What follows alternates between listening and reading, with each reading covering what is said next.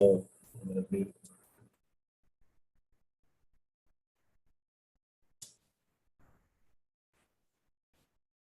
you.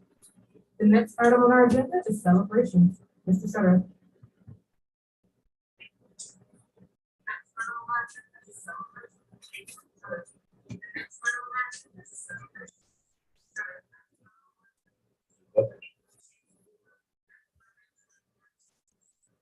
Madam Chair, members of the board, Dr. Leake, it is a pleasure to be here tonight. We have a metric ton of students here at the Holder Building for the first time. We are going to accommodate distancing as much as we can, but we are absolutely going to recognize our students as well as their staff. We have a number of Spark recipients. We have a number of competition winners. Let's get on to it with our student of the month from Jordan High School, and I'd like to invite. Would you like first to come down on the red carpet? You are fine where you are. Okay. We will we will give you the opportunity to stand and recognize the students.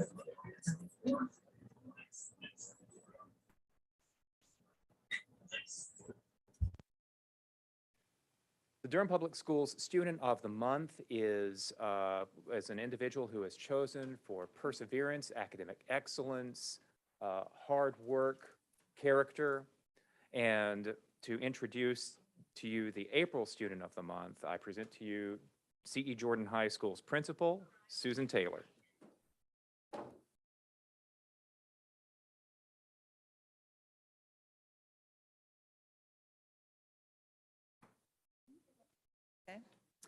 Gabriella Gabby Mencia was selected to represent Jordan as our April Student of the Month. Gabby is a hardworking student who emulates SOAR, supporting fellow Falcons, optimizing opportunities, appropriately responding, and respecting the community. According to her math teacher, Mr. Upright, Gabby readily works with other students, explaining concepts and collaborating to learn new concepts. She takes advantage of opportunities to ensure she has a solid understanding of content. Gabby loves math and adjusted her schedule mid-year to take honors pre-calculus second semester after taking Math 3 first semester. In order to meet Gabby's rigorous learning needs, her teachers have reserved challenge problems, especially for her to accomplish. Gabby plans to take advanced placement math classes next school year. She was also selected to be a founding member of the Jordan chapter of the Chick-fil-A Leadership Academy. Gabby is on track to graduate on time with many options, and her Jordan family cannot wait to see all that she will contribute to the world. Congratulations, Gabby. Thank you.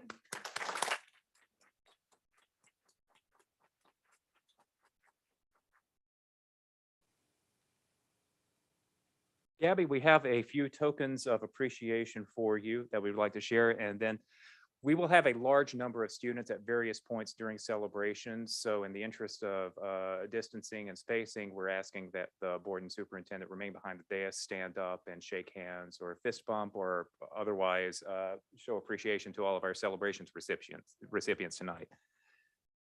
Back to tokens of appreciation. I want to present Gabby with a certificate of our appreciation and a Spark pin, which we reserve for the students and educators and community members who have demonstrated leadership in Durham Public Schools. Congratulations. Thank you. And there's one more thing which I think your mother is going to have to help you with because you're going to have your hands full otherwise. From our friends at Triangle E-Cycling, we have a brand new laptop for you for your academic pursuits in the future. And it's a really good one. Congratulations. So if you will put aside or give the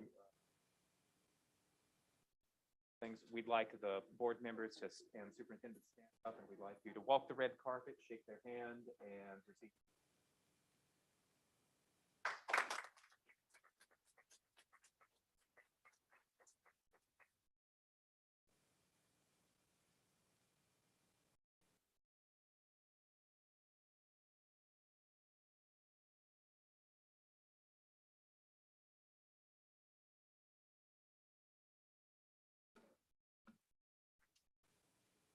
Board members and superintendent, thank you for your patience as we're working with the new logistics and coming back to this old format.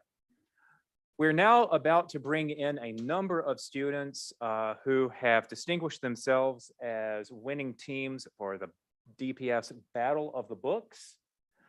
They have enjoyed a nice cookie reception outside where they received their individual awards. But we wanted to bring them in for you to enjoy the team awards. And I'm going to turn it all over to Lo DeWalt.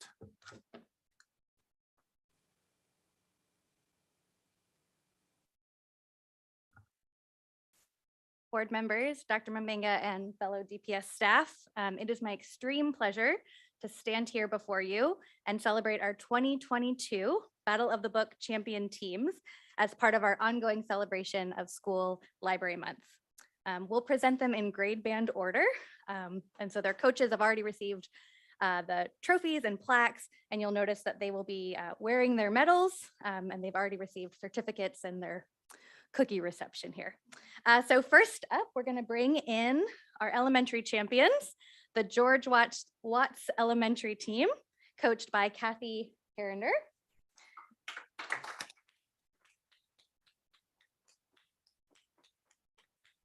Our elementary team won our DPS competition with 107 points.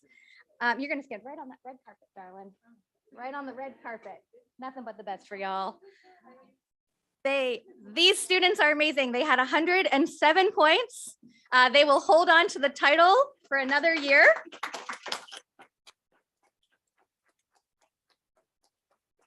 They also participated in their regional competition where they placed 3rd in the region.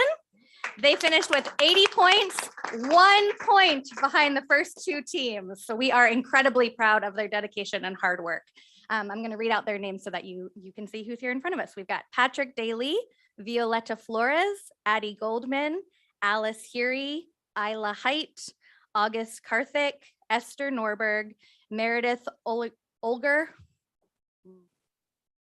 I'm sorry to Meredith, Eliza Grace Rutherford, Eve Smakowski, Natalie Solomon, Elliot Weehee, Andwele Blackshear, and Nozomi Oysmith. So thank y'all so much. Principal Crum, we are incredibly proud of your students. Thank you. There's a quick group picture. Talker's right there. Got it. That's what I'm talking about. Next up, we have our middle school Battle of the Books winning team from Lakewood Montessori Middle School. They were coached by media coordinator Kara Watson. They won our competition with 173 points.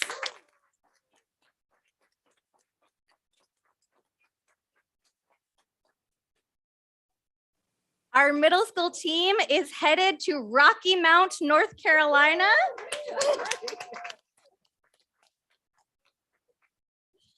On this upcoming Tuesday, they will head to Rocky Mount, North Carolina to compete in the middle school regional championship. I'm sure you will join me in wishing them the best of luck. I'm going to go ahead and read their names as well. And we've been working in the hall, so y'all going to correct me, right? All right, we've got Ilsa Bergman, Ella Cohen, Nola Eisner, Lila Goldstein, Isabel Halpern, Izzy Hasse, Thea Milley, Eliza Porter, Kira Prema Kumar, Mira Riffer, Cole Sees, Lena Tonkin, Jane Gray, and Lucy Heary.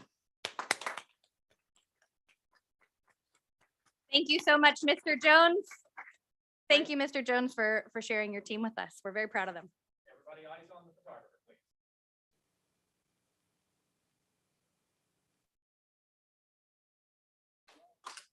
Congratulations.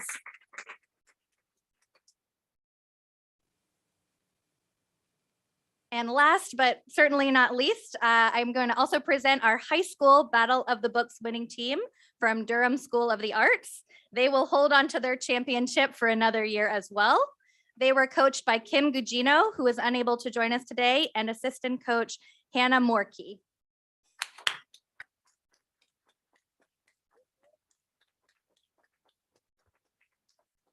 DSA won our high school competition with a stunning 271 points.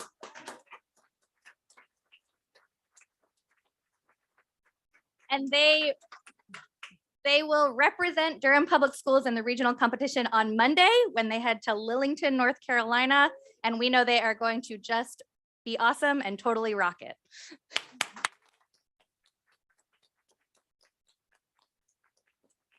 I'm going to go ahead and take this moment to read their names as well. We have Ava Bitsis, Emma Bush, Alexa Chambers, Will Byrne Burroughs Coward V, Lisa Geisler, Avenel O'Keefe, Eloise Litzo, I'm sorry, Eloise, Ian Moran, Layla Niblock, Caitlin Ryan, Keb Sills, and Ryan Wolf.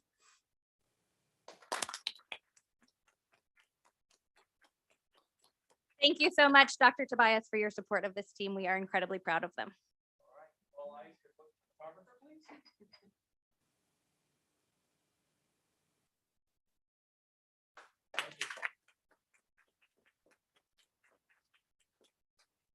Am I staying up here?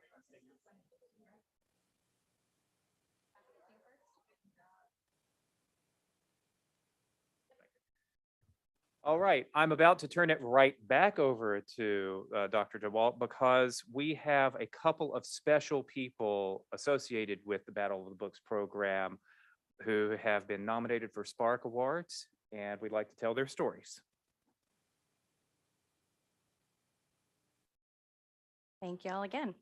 So I am honored to award 2 Spark Pins today to 2 extraordinary community members who go above and beyond for Durham Public Schools. If we can bring in Dr. Kim Mayo and Ruth Key.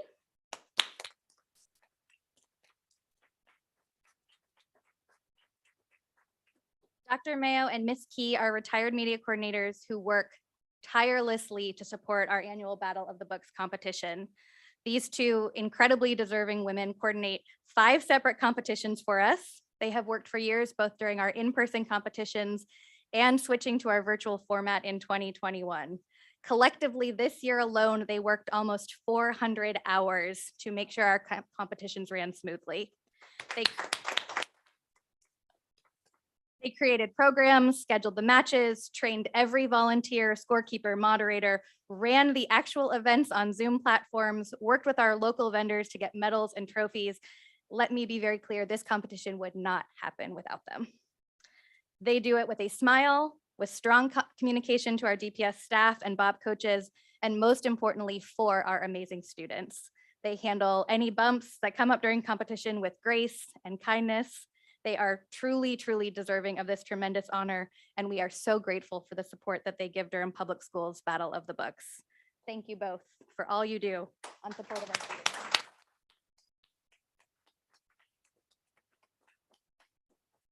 Thank you all. Please walk the red carpet and accept the board's acclaim.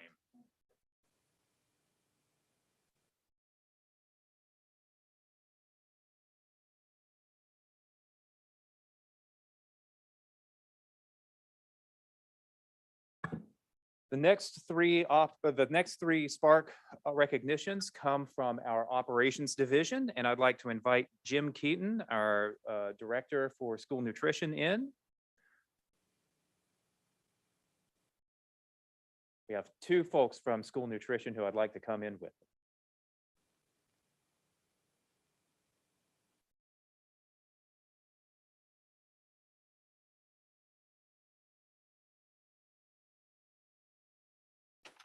Good evening, Dr. Mubenga and board members. We appreciate you giving us this time to recognize 2 of our very exemplary employees.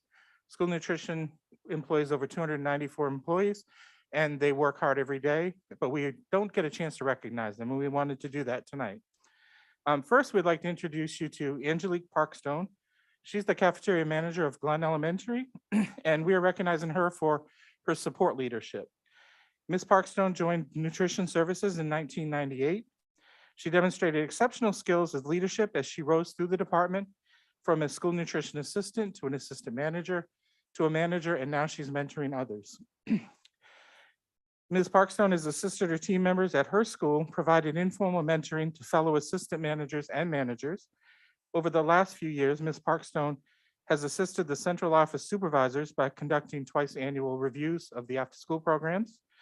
Recently, Ms. Parkstone began a successful mentoring program with one of our first bilingual cafeteria managers at Neal Middle School, and she's been very successful with that implementation.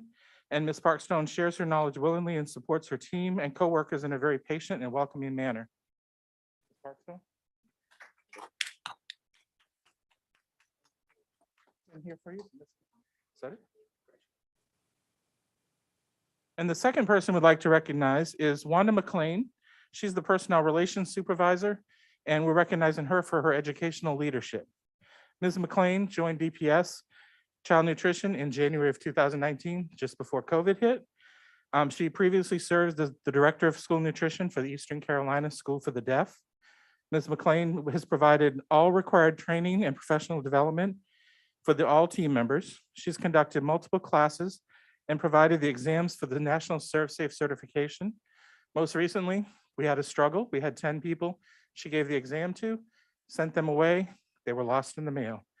Ms. McLean worked with the staff, retested them, and we had 100% pass rate, and we're very happy for her hard work.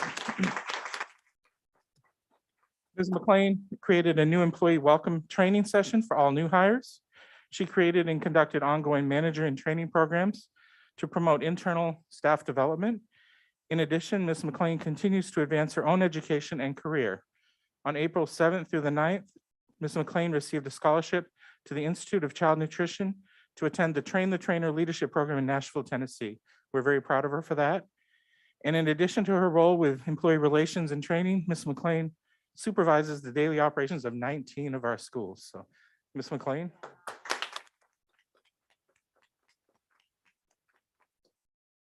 Thank you all for your time. We appreciate it. And we'd like to have you, ladies.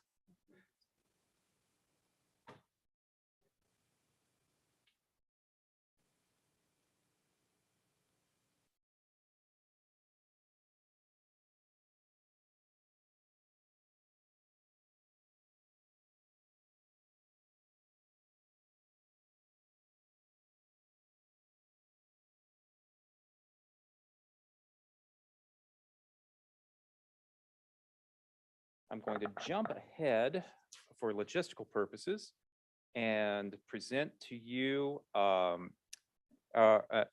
instructional coordinator for early childhood, Beatrice Springs, if Ms. Springs could join us.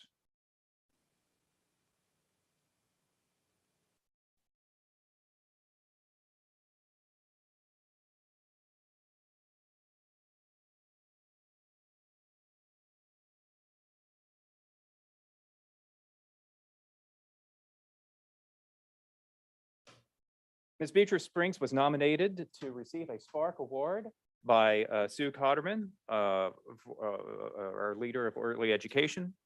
Ms. Springs supports the early education assessment teams. DPS is the gateway for every EC preschooler evaluated in Durham County, and this is a big job. Our two assessment teams do more than 300 evaluations every year, and Ms. Springs organizes and schedules multiple IEP meetings, onboards new IEP team members, ensures compliance, works with our federal child count indicators, and most importantly, makes sure our families and students have a great experience while getting the services they need. We have a phrase in the Office of Early Education, what would Bee do? She does everything with grace, calm, and dignity, and builds relationships with families and the community. This Spark Pin is a recognition of your leadership in the Office of Early Education and our gratitude for all of the work that you do on behalf of our youngest students. Thank you.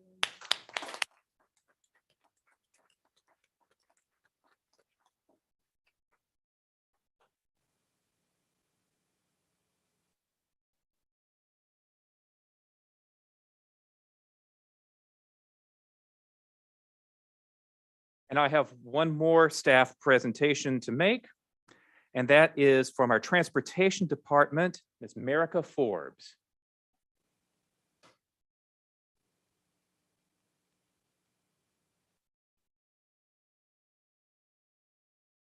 I present to you Tony Leake, Assistant Director for Transportation Services.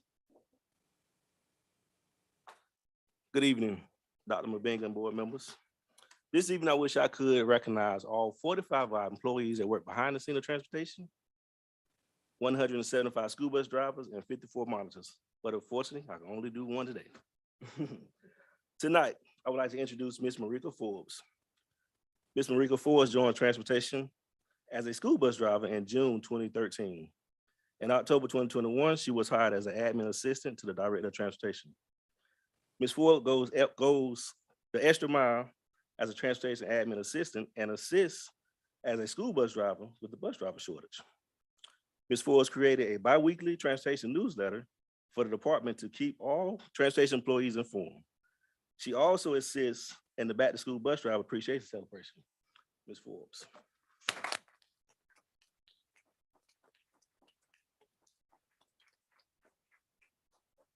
Thank you for your leadership. I hope you'll wear this pin proudly as a Durham Public Schools leader. Thank you. Thank you.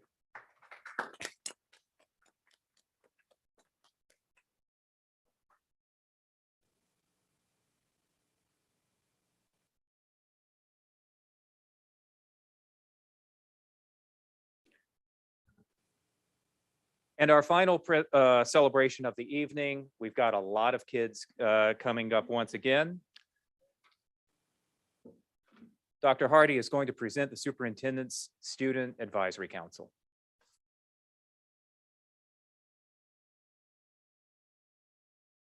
Brilliant, outstanding, phenomenal, advocates of social justice, reflective, passionate.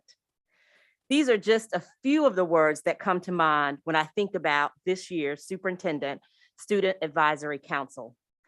Tonight, it is my pleasure to introduce these young people to the board and our community for their service and dedication this year.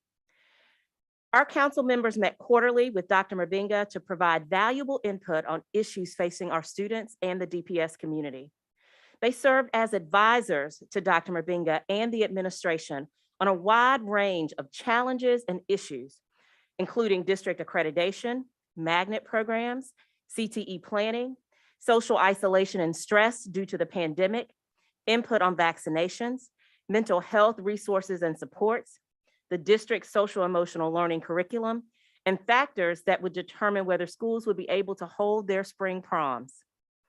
Students were honest, forthright, and very clear in what could be done to make DPS the best it can be for each and every child.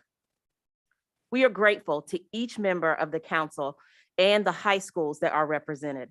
We want to thank our high school principals for recommending such outstanding young people to represent our schools, our families, our parents and caregivers for their support to ensure that they were able to attend our meetings, and for raising such wonderful young people that are going to represent our community. I do have the privilege and honor to call each of our young people's names, recognize the schools that they represent. I also want to share with you that at our previous meeting, each of our students were able to receive their t-shirt. They look so great. They will also receive a Spark pen this evening. Just want to thank our principals, but especially our young people for all of the work that they have done and that they will do for the DPS community. Schools that are represented, City of Medicine, and unfortunately, some of our students were not able to attend.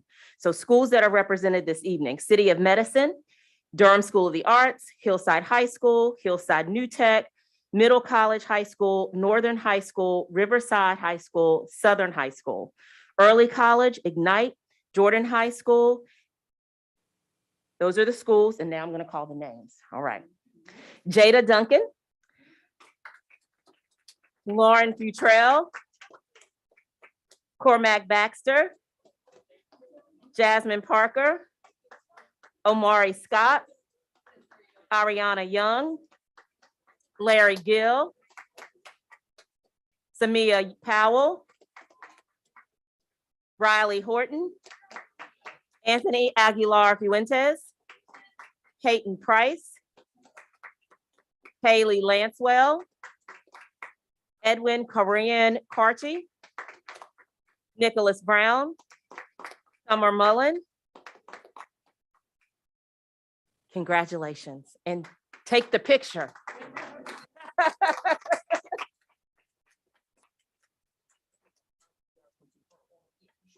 Short people in the front.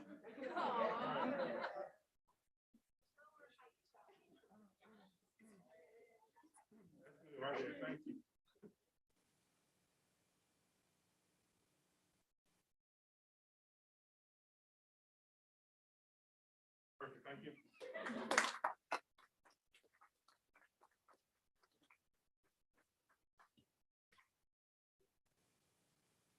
Congratulations and thank you to the Student Advisory Council, Madam Chair, board members, Superintendent Mbenga. That concludes celebrations for the evening.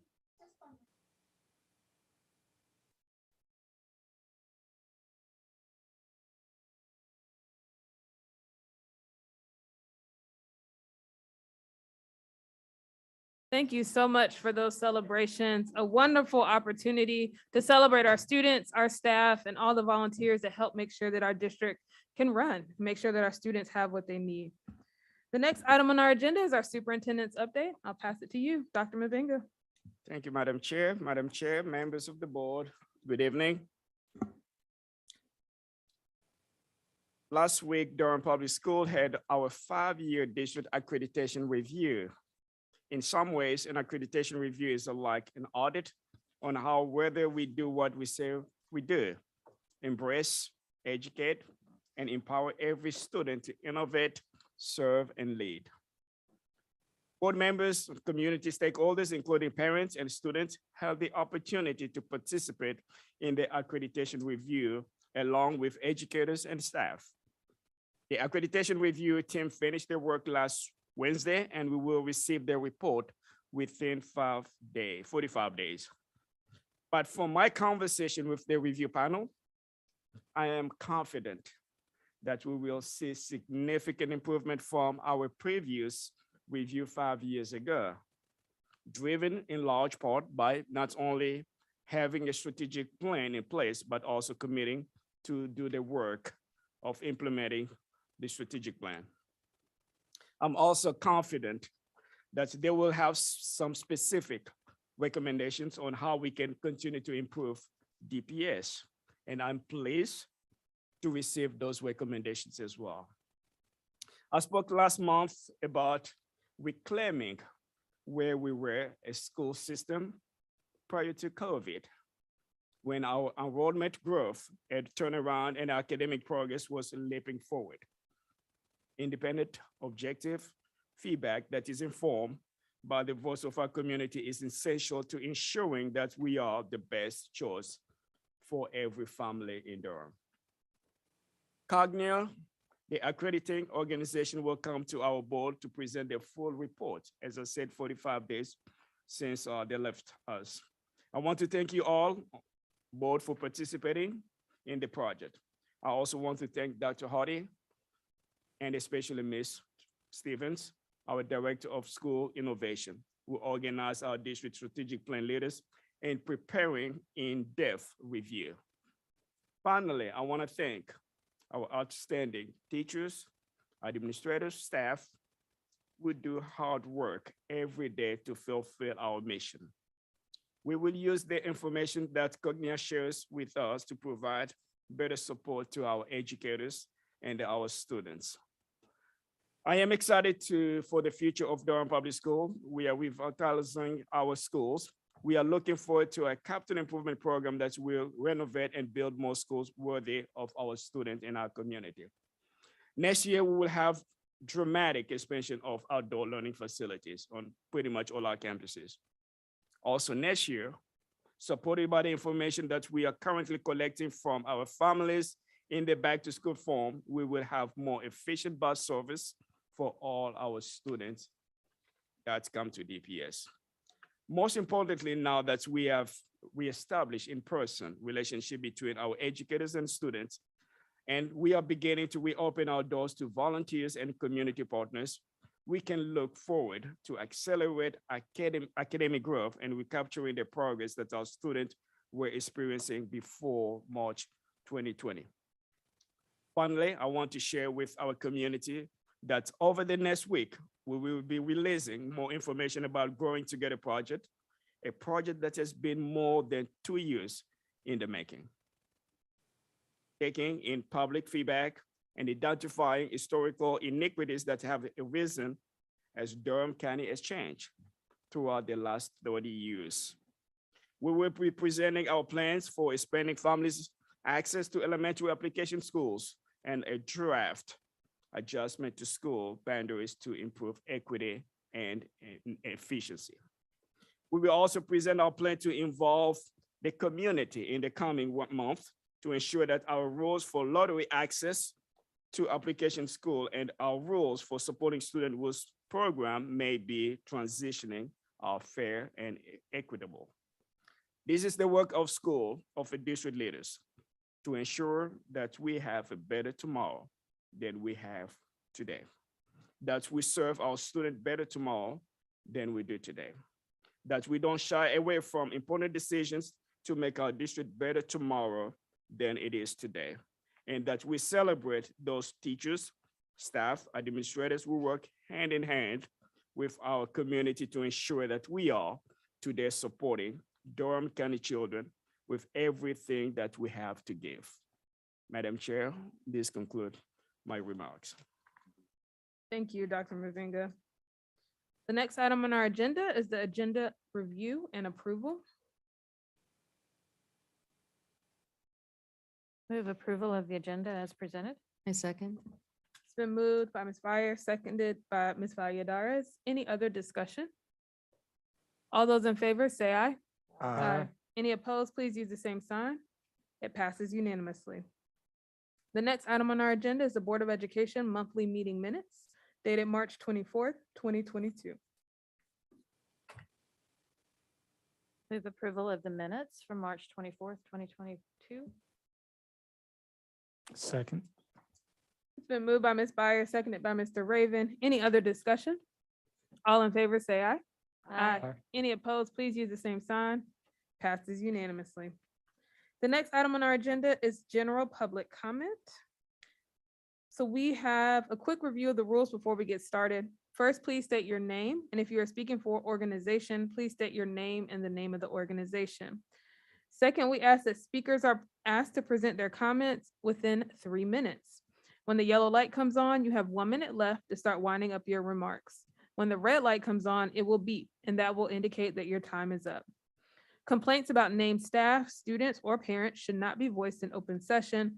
However, we are very interested in hearing your concerns with regard to public education, the safety of our students, or to the operation of the school system.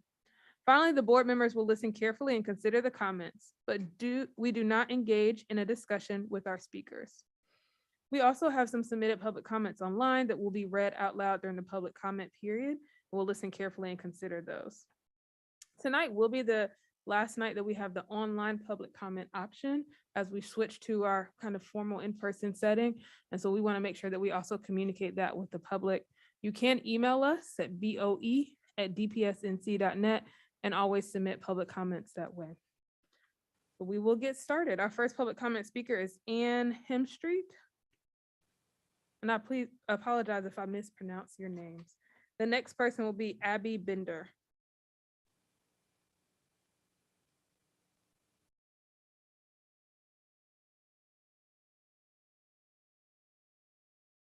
And if you can make sure that mic is on green there.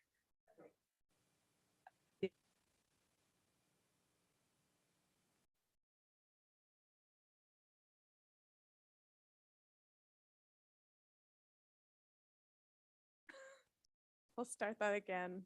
Okay, hello, DPS board members. My name is Ann Sakawi Hemstreet. I'm with Rainbow Collective for Change. My pronouns are she or they. I am white, queer, I'm a parent, and I live in Durham with my wife and my 2 young children. Thank you to those of you who have taken the time to meet with several of us regarding our request for a school board approved gender policy, comprehensive training for all district staff and administration, developmentally appropriate LGBTQ and gender inclusive and anti-racist curriculum for pre-K through 12th grade, and continued collaboration with your LGBTQ community organizations and stakeholders. I believe most of you want DPS to be an LGBTQ and gender inclusive district where all kids at all schools can feel safe to be themselves, have a sense of belonging, and thrive. This advocacy work is deeply personal for me.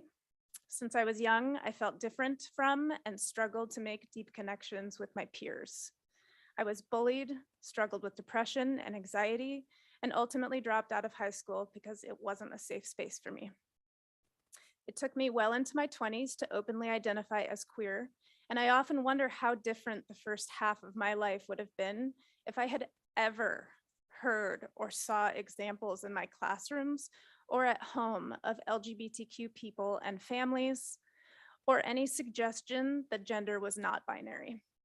I imagine I would have had a much better sense of self-confidence and pride in who I was, and might have found the spaces where I could have belonged.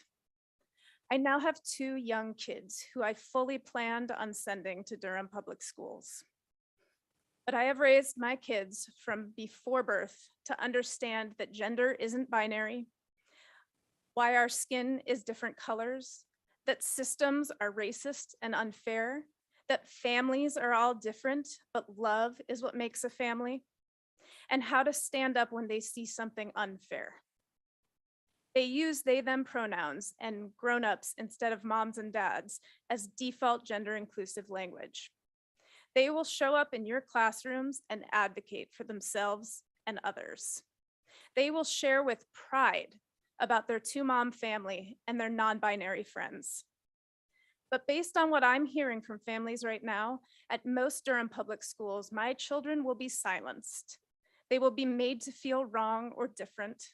They will be bullied by the grown-ups who should be their role models, inspiration, and advocates. That's why I'm here. I'm advocating for them so they don't have to when they step into your classrooms. I am very aware of the privilege I have to be here before you today. I am aware of the privilege I have to be able to choose what school I send my kids to.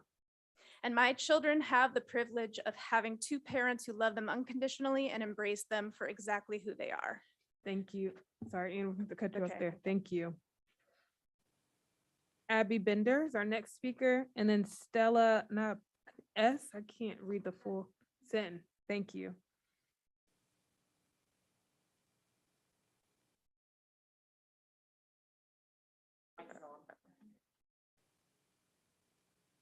My name is Abby Bender. I use she, her pronouns. I'm here again in support of my child and all transgender, gender expansive kids. I'm also a person who has always been adamant that my children attend public schools. We picked our neighborhood because the local public school had language instruction and diversity that I feel is so important for my kids to grow up as whole people. People that are comfortable around and advocate for people of all races, nationalities, religions, and genders. I've never thought I would have to choose a different education path for my kids, and I am disheartened to have to even consider this in order to protect my child from harm. Yet I'm still trying to make our public schools a safe and welcoming place for my child and hopefully for all kids that come behind them. The things we're asking for would allow them to live out their identity with less bias and discrimination. I'm not naive. My brave kiddo faced bullying for the length of their hair, the supposed gender of their clothes. They developed a strategy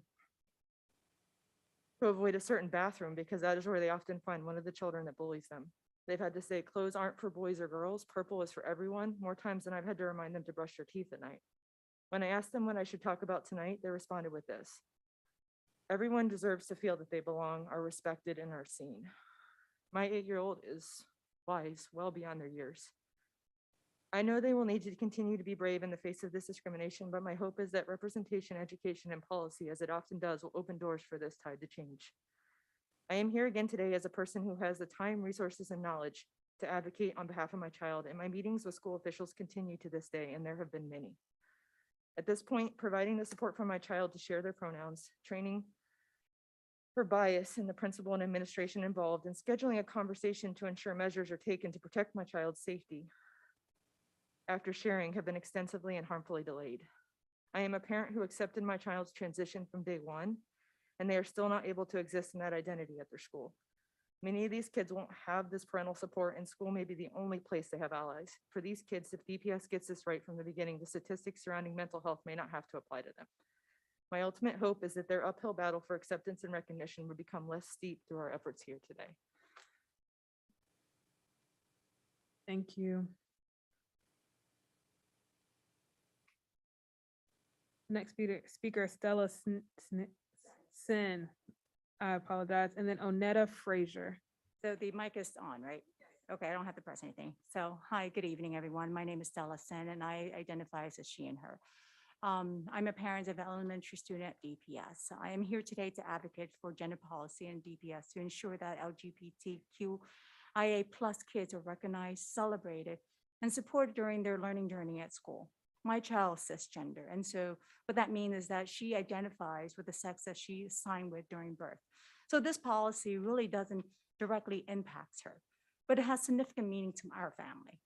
Last year, a chosen member of our family gathered their courage to come out and share the pronouns with us. My daughter was curious and had some questions, and I tried my best as parents, to answer them as best as I could. I'm not sure how successful I was, but at the end of the conversation, she responded with a shrug. This doesn't matter. This wasn't a big deal for her. They are still who they are. They are still their friends, and she still cares for them just as much, right? So no major disruption, no major identity crisis, no major blowout. That was it. That was the end. Meanwhile, I get to see the incredible transformation of this young child who has become so dear to me over the course of the years. They have truly blossomed in their freedom to be able to express their true identity. Their bravery in the face of so many opposition is so humbling. And I would like to protect that. I would like DPS to help me protect that for them and for all the LGBTQIA+ kids. School is where our kids spend most of their time learning to socialize and develop skills to navigate society. Because let's face it, school is a mini society, right? I mean, they are kids now. They will grow up and they will change the world and they will be instrumental in shaping our forever evolving society. But this is not the time to teach our kids to accept diverse cultures and identity and embrace differences. When would be a good time? I say act now. I mean, let's embolden the rainbow gradient that's what we display as our hashtag. We are DPS. Let's put meaning behind that, right? This is what matters. And that's what I have to say. Thank you. Ozetta Frazier. And then Ann Clark. My name is Ozetta Frazier, and I didn't prepare anything to read from, but I'm here just trying to protect my daughter.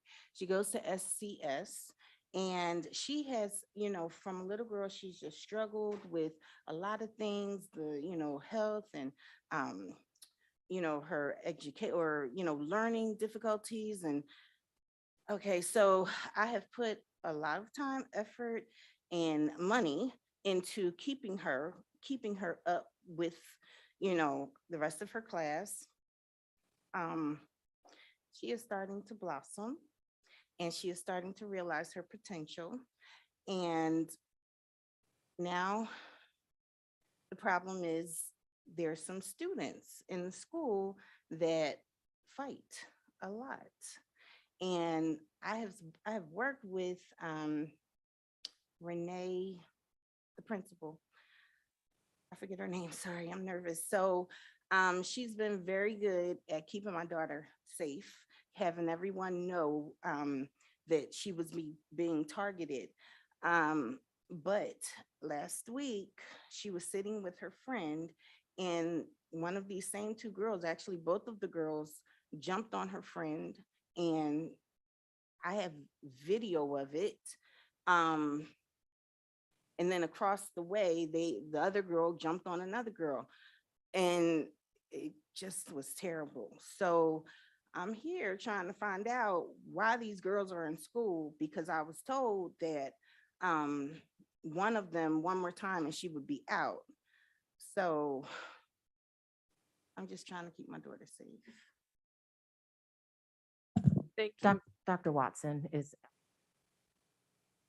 Thank you, Ms. Frazier. We'll have someone from the staff follow up with you. And Ann Clark.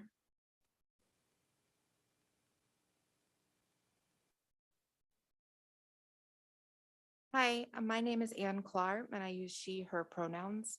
I'm a Durham resident and a mom to 3 children, 2 of whom are in DPS. I shared the story at the last meeting about my transgender kindergartner who has gone through the process of socially transitioning over the last 6 months. Since an announcement has been made to his class about the change in his pronouns, he is happy. He's no longer complaining about going to school. This announcement in the classroom took months of advocacy. I was told no many times. I was told that no discussion of gender could be discussed in the classroom by the teacher. I was told that this was district policy. In my advocacy work, I discovered that there was no such district policy restricting an announcement. And when I brought this information back to the school, there started to be movement on making an announcement in the classroom. This was more than 3 months after I first asked. After more than 60 school days of questions from my son about when this could happen. After dozens of emails, phone calls, and meetings with school and district administrators, I was able to do this work to advocate for my son. We had a principal, guidance counselor, and classroom teacher who were open to supporting him. We were lucky, but it shouldn't be about luck. Every kid deserves to be supported and celebrated at their school. I want to be clear that I don't think in our situation that this delay was malicious. I think it is an example of how little this topic has been prioritized in this district and how little attention and education has been given to principals, administrators, guidance counselors, and classroom teachers regarding gender support and inclusion. 1 or 2 PowerPoint slides skimming the surface of this issue is not sufficient. Comprehensive education, including anti-bias training, is needed for all staff members district-wide to better support our children and better prepare them for a diverse world. There are a lot of competing priorities for this district. I get that. There are racial equity challenges. There are kids who are hungry, who are falling behind, who are struggling with mental health. There are teacher shortages and bus driver shortages and budget shortages. The need for a comprehensive district-wide gender support and inclusion policy should not replace any of these other urgent needs, but it deserves to be included and prioritized alongside them. Thank you. Thank you. Thank you to all of our public comment speakers. We know that, like I stated earlier, we don't respond and engage with public comment, but all of our board members are listening. We're listening carefully, and we can respond via email and follow up as well. So thank you all for coming. The next item on our agenda is our consent. Excuse me, do we have online public comments? I apologize, Mr. Sutter.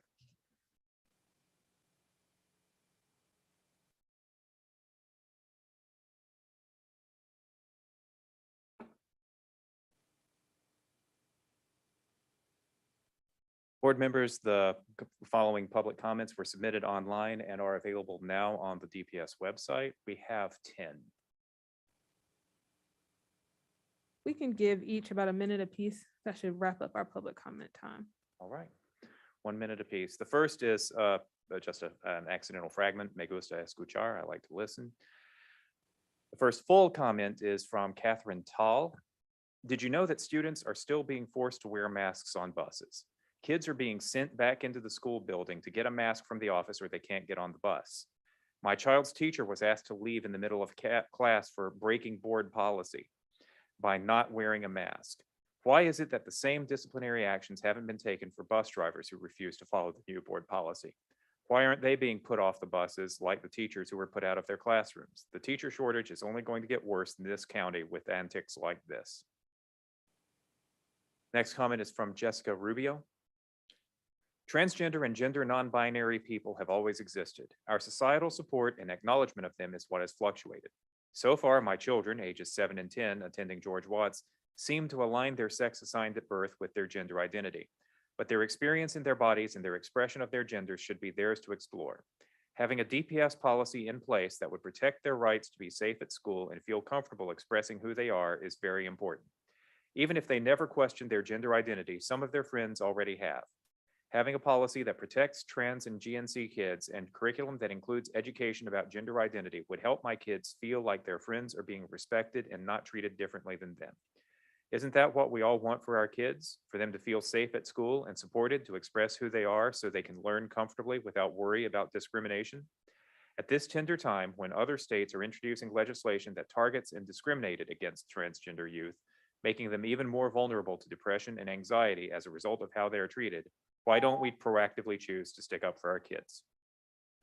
The next comment is from Abby Williamson. As a district-wide policy, please resume offering lockers to middle and high school students so they do not have to carry heavy backpacks for the entire school day. My 100-pound seventh grader carries a 20-pound backpack, which is 20% of his weight, well beyond what safety experts recommend. He also totes a French horn for band practice for some portion of the day.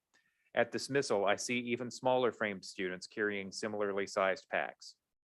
Please also ensure the 2022-23 bell schedule allows students reasonable time to make use of the locker in between certain periods. Thank you for your consideration. The next comment is from Michelle Edwards. As an educator and a member of the Durham community, I implore the school board to pass policies and offer training for staff to support and address our LGBTQ+ students. We need to come together as a community to support these students and their families. Who are we to say we value diversity and inclusion if we leave out a part of our community that is marginalized? The next comment is from Beth. Have you considered offering part-time options for families to enroll in aftercare? It seems likely that staffing will be an issue impacting the number of students able to participate. If families that only need a few days of care are able to share a spot, this could help alleviate the strain. Thank you for your ongoing work for our kids. The next comment is from Finn Franklin. I'm an LGBTQ+ a community member and a recent high school graduate. My hope is that students of all ages who identify differently feel supported and appreciated. Any policies, acknowledgement, or support is a step closer to positive school environments and happier students everywhere.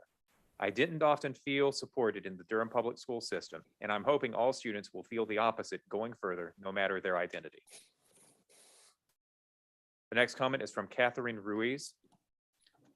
As the parent of cisgendered DPS students, I was genuinely shocked to recently learn of how one of my child's classmates, who is a gender minority, is being treated, their pronoun not being respected, unnecessary complications regarding which bathroom they can use, etc. This child is also being bullied by classmates, and I strongly suspect that this, to a large extent, stems from how adults in the school are treating the child. I am sure DPS staff is informed about the importance of respecting children's gender and the serious outcomes of not doing so, including a significant increase in suicidality. So I won't get into that, but I am very disappointed at the example adults in the school are setting for this child's classmates. It does a disservice to all of the children by failing to prepare them to live in a diverse world and be able to interact respectfully with people who are different from them. I urge DPS to adopt a uniform system-wide policy as quickly as possible regarding appropriate treatment of children who are gender or sexual minorities, and encourage counseling or ongoing training for administrators and teachers who have not already implemented such a policy in their school. The next comment is from Alex Adrian. When was the last time principals of all grades received comprehensive training in regard to how to recognize and address discrimination and/or harassment of protected classes under Title IX? My understanding is that each principal is responsible for the discipline, culture, and inclusion in their school. Until they are each trained in the latest understanding of what Title IX covers, including the clarification from the June 2020 Bostock versus Clayton County U.S. Supreme Court ruling in regard to the interpretation of sex to include sexual orientation or gender identity, there is a looming liability in the way LGBTQ+ students and staff are treated on a daily basis in many schools in DPS. Placing the burden of educating the school staff and administration on individual families and students is wrong, harmful, and unnecessary. As one example, when a student or staff member is ready to share their identity, which includes changing their name and/or ways of address within the school, procedures can be in place to make that transition quick and efficient and unique to the individual. The next comment is from Mark Franklin. My children are students at Jordan. One of them is LGBTQ. I strongly urge DPS to create policies that are supportive of him and other LGBTQ students. Their needs are unique, and how DPS approaches LGBTQ kids greatly impacts their mental, emotional, and physical health and academic growth. make a difference for these students by supporting them and meeting their unique needs. And the final online public comment is from Evie Perry. Having had supportive administration in my high school, I've felt more comfortable and open with my identity instead of becoming far more reclusive if LGBTQ+ issues and discussion in a school environment had been suppressed. As such, I believe it's important for other students to feel the same way. Being able to talk about your experiences in school, where many individuals congregate and learn about different experiences, can aid others in either different thinking or learning why any individual can feel a certain way with themselves, such as how I felt uncomfortable with myself prior to coming out in my 11th grade year. Educating staff on these topics would also enable thorough discussion and subsequently allow for students to feel more welcome and comfortable while in the education system. Madam Chair, that completes our online public comment. Thank you, Mr. Sutter. The next item on our agenda is our consent items. Consent items have been sent to the board in advance and have been read and discussed, and questions were asked to the administration. We have 5 items on our consent agenda. We'll accept a motion. I move that you approve the items in the consent agenda. Second. Been moved by Ms. Valladares, seconded by Ms. Lewis. Any other discussion? All those in favor say aye. Aye. Any opposed, please use the same sign. Passes unanimously. The next item on our agenda is operations services. We have new DSA recommendation. I'm gonna turn it over to Dr. Monk. Thank you and good evening, Chair Umstead, Dr. Mbenga, and board members. I'm joined tonight with Frederick Davis and Dan Snitzer, and they're going to present to us our recommendation for approval to negotiate a contract, a design contract with O'Brien, Atkins, Perkins, and Will. Mr. Davis. Thank you, Dr. Monk. Good evening, Dr. Mbenga, board, chair.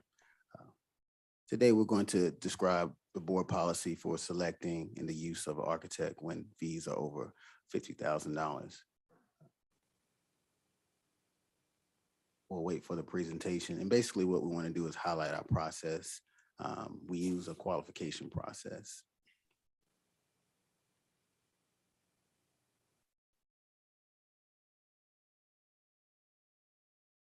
So before you today is our process for the professional design services for the new Durham School of the Arts. Next slide, please.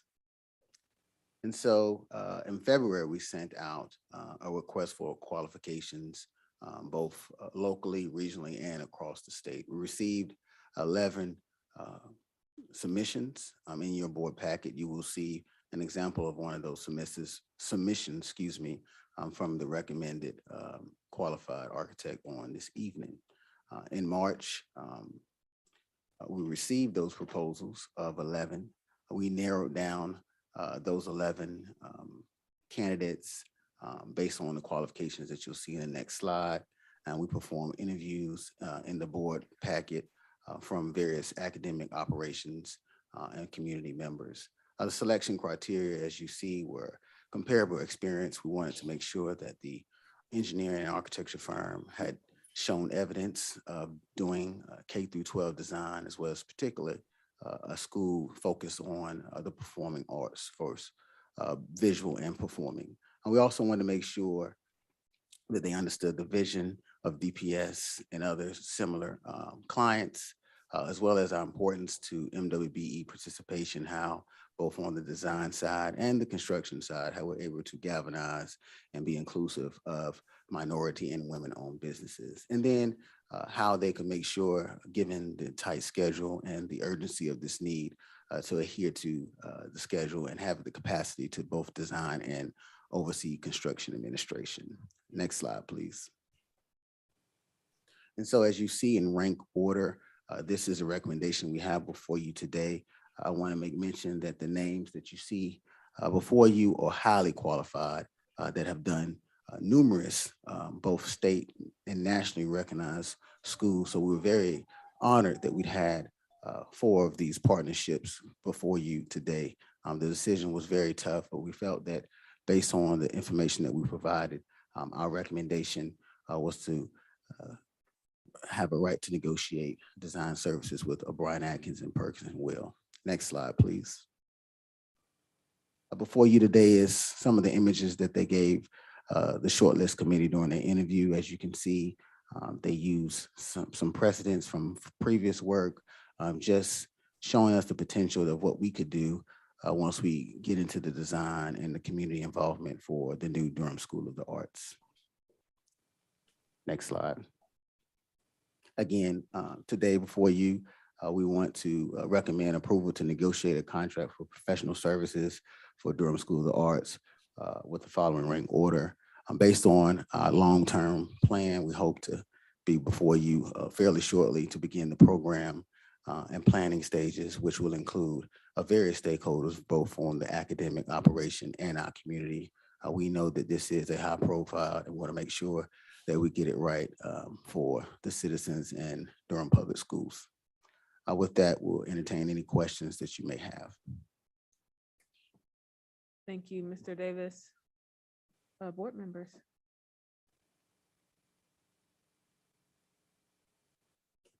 Any questions? Start with you, Ms. Byer. I really appreciate it, Mr. Davis, and it's good to see you here in person. And I know people will be glad to see your face.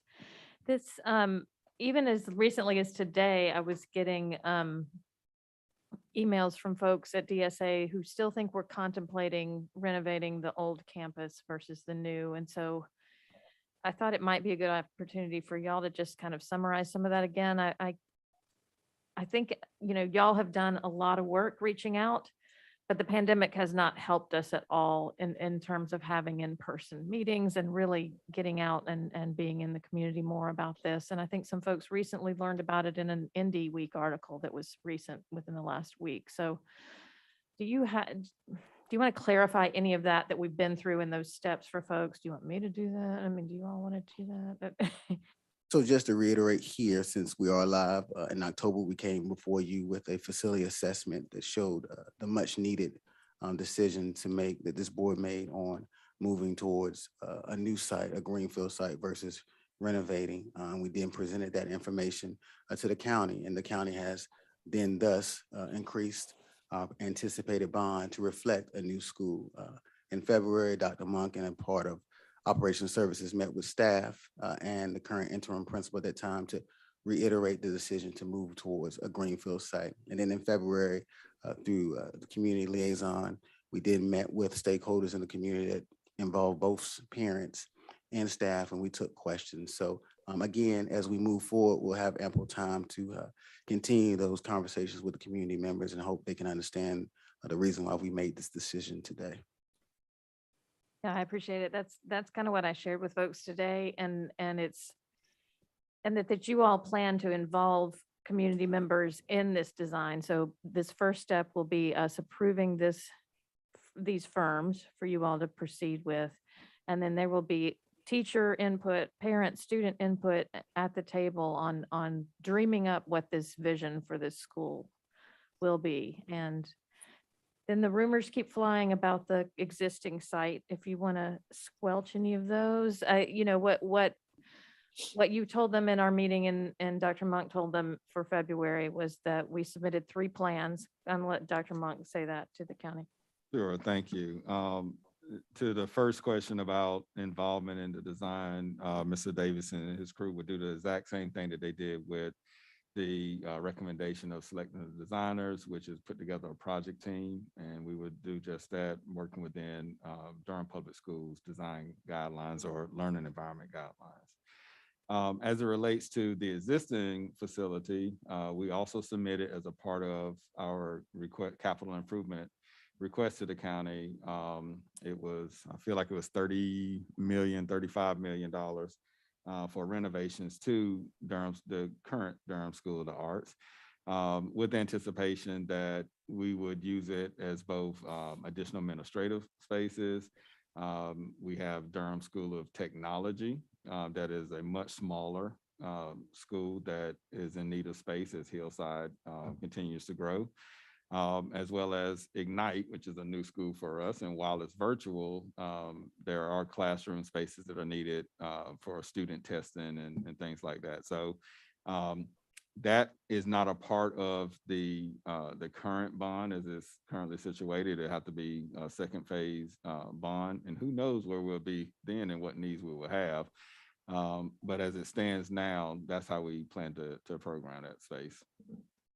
I think I really appreciate you clarifying that and reminding us of the journey that we've been on, and that we intend to keep that site, which is beloved for so many folks, as part of the DPS family in some way. But I really appreciate you going through the RFQ process, and these are, as you said, stellar architectural firms and design firms that are coming to the table. So I'm excited to see kind of what y'all dream up with them. Thank you.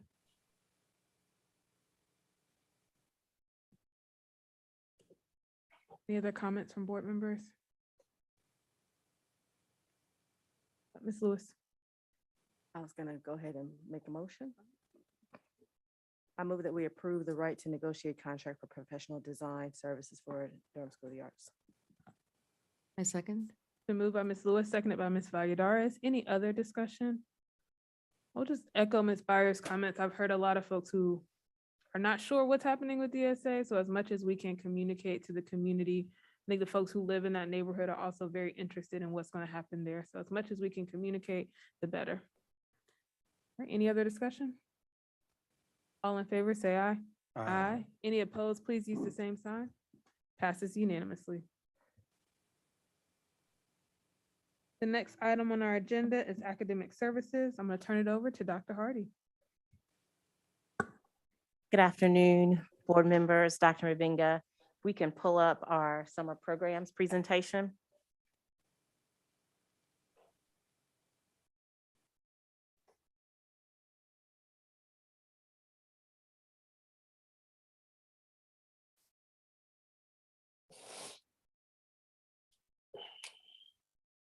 Thank you so much. In March of this year, we brought before our board one specific summer program for approval, Take Two. Tonight, we will bring our comprehensive plan for the remainder of summer programs 2022 for information.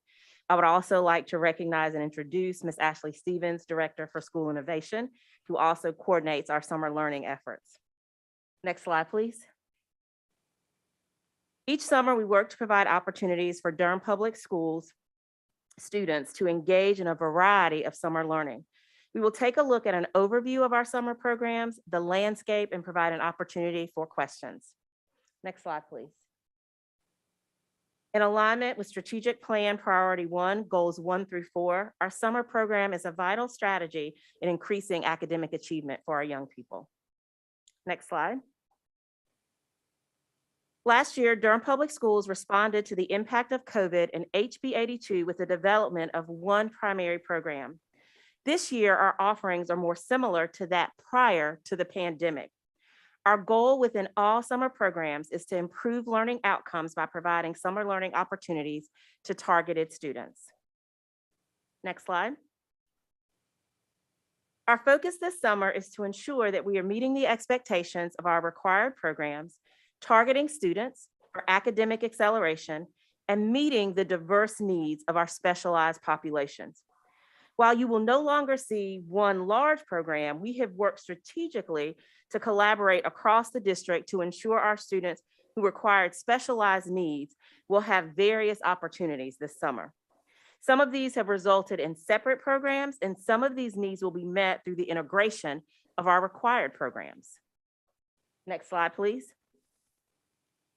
On the next two slides, we will highlight the required programs as well as some of our additional programs that are supported by Durham Public Schools. Take Two, as presented in March, is an opportunity for students to receive remediation and retesting for their end of grade or end of course. Next, we will have our DPS Summer School at each level. While each grade band focuses on targeted population, all programs have the overall goal of academic acceleration. This includes opportunities to integrate for our English learners, as well as students with disabilities, as we support our summer school settings. In elementary school, DPS Summer School will fulfill our requirements of the Read to Achieve legislation. This will be elevated through the use of our ESSER funding to include students in other grades where targeted supports are necessary for our students. Middle grades will focus on bridging the skills needed to prepare them for the next grade level by providing engaging, age-appropriate enrichment that allows students the opportunity to become more well-rounded academically. In high school, we will continue with the model used last year that allows all students the opportunity to recover credits needed to stay on track with their cohort for graduation. This includes seniors who are still eligible to graduate on cohort over the summer. Extended school year, or ESY, services are offered through our Exceptional Children's Department, and students qualify through their IEP team. ESY services include special education and related services provided beyond the school year when necessary to ensure that a student receives a free and appropriate public education. Next slide, please.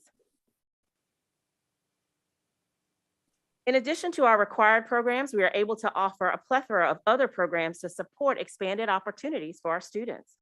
Listed, we have Ignite Next Acceleration, an opportunity for rising 9th through 12th graders to participate in various e-learning courses to complete courses that will allow them to access a more robust variety of classes during their high school careers. This is also an opportunity for students to take these courses if they are getting back on track with their graduation cohort. We are also able to offer Spark Camp as an opportunity for advanced learners to explore universal themes with depth and complexity. We will continue our partnership with Duke Young Summer Scholars Research Institute. This provides an opportunity for selected students to foster collaborative and an interdisciplinary approach to the study of the causes and consequences of inequality, and requires students to produce an individual research project related to inequality and possible remedies for achieving equity and social justice. Our Career and Technical Department will offer our CTE Summer Experience. It has dual purposes. One, credential skills, which provides students hands-on skills and knowledge required to take and pass a credential exam, such as cosmetology, CNA, or EMT, and CTE exposure. These career exposures will provide middle and high school students career tracks and pathways through hands-on activities to increase their understanding and recruit students for our CTE pathway programs in DPS. Next slide, please. Our summer school will operate on a regional model. Elementary will have 9 sites, middle school 6 sites, and high school 6 sites. We also want to acknowledge our collaboration with operational services. This will help us ensure transportation as well as child nutrition for all of our sites. Please note that we have capital projects and renovation projects that are occurring on many of our campuses this summer. The capital projects in schools that are impacted are located on the slide: Mangum, Little River, Watts, Holt, Moorhead, Club, Bethesda, Glen, and Creekside. Next slide, please. All of this work is made possible through the hardworking staff and district leadership that we have in DPS, serving our young people. All certified staff operating in a certified role will receive the summer incentive pay of $40 an hour for summer programs. All classified staff engaging in summer programs work will receive $5 an hour bonus on top of their current rate of pay. Next slide. This summer, we are anticipating that with our required and highlighted programs, Durham Public Schools will impact over 6,000 students, offer employment opportunities to over 1,200 staff, and utilize the 6 main funding sources you see on the slide. All of our employment opportunities and student opportunity programs are now available on our website. We would like to thank Public Affairs for making that possible. Next slide, please. At this time, we will open this up for any questions, and this is before the board for discussion. Thank you, Dr. Hardy, for the presentation and all the information about our summer programs. Board members, do we have questions for discussion? I'll start with Ms. Lewis and Ms. Valladares. Thank you for this update for the summer programs, Dr. Hardy.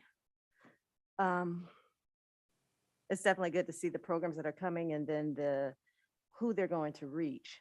One of the things I didn't see was the dates. What time frame will these programs occur? I missed that. Absolutely. So on the website, we have the dates outlined. Our primary two programs are Take Two and DPS Summer School. Take Two will happen June 15th through June 24th, and it is a window based on needs per student.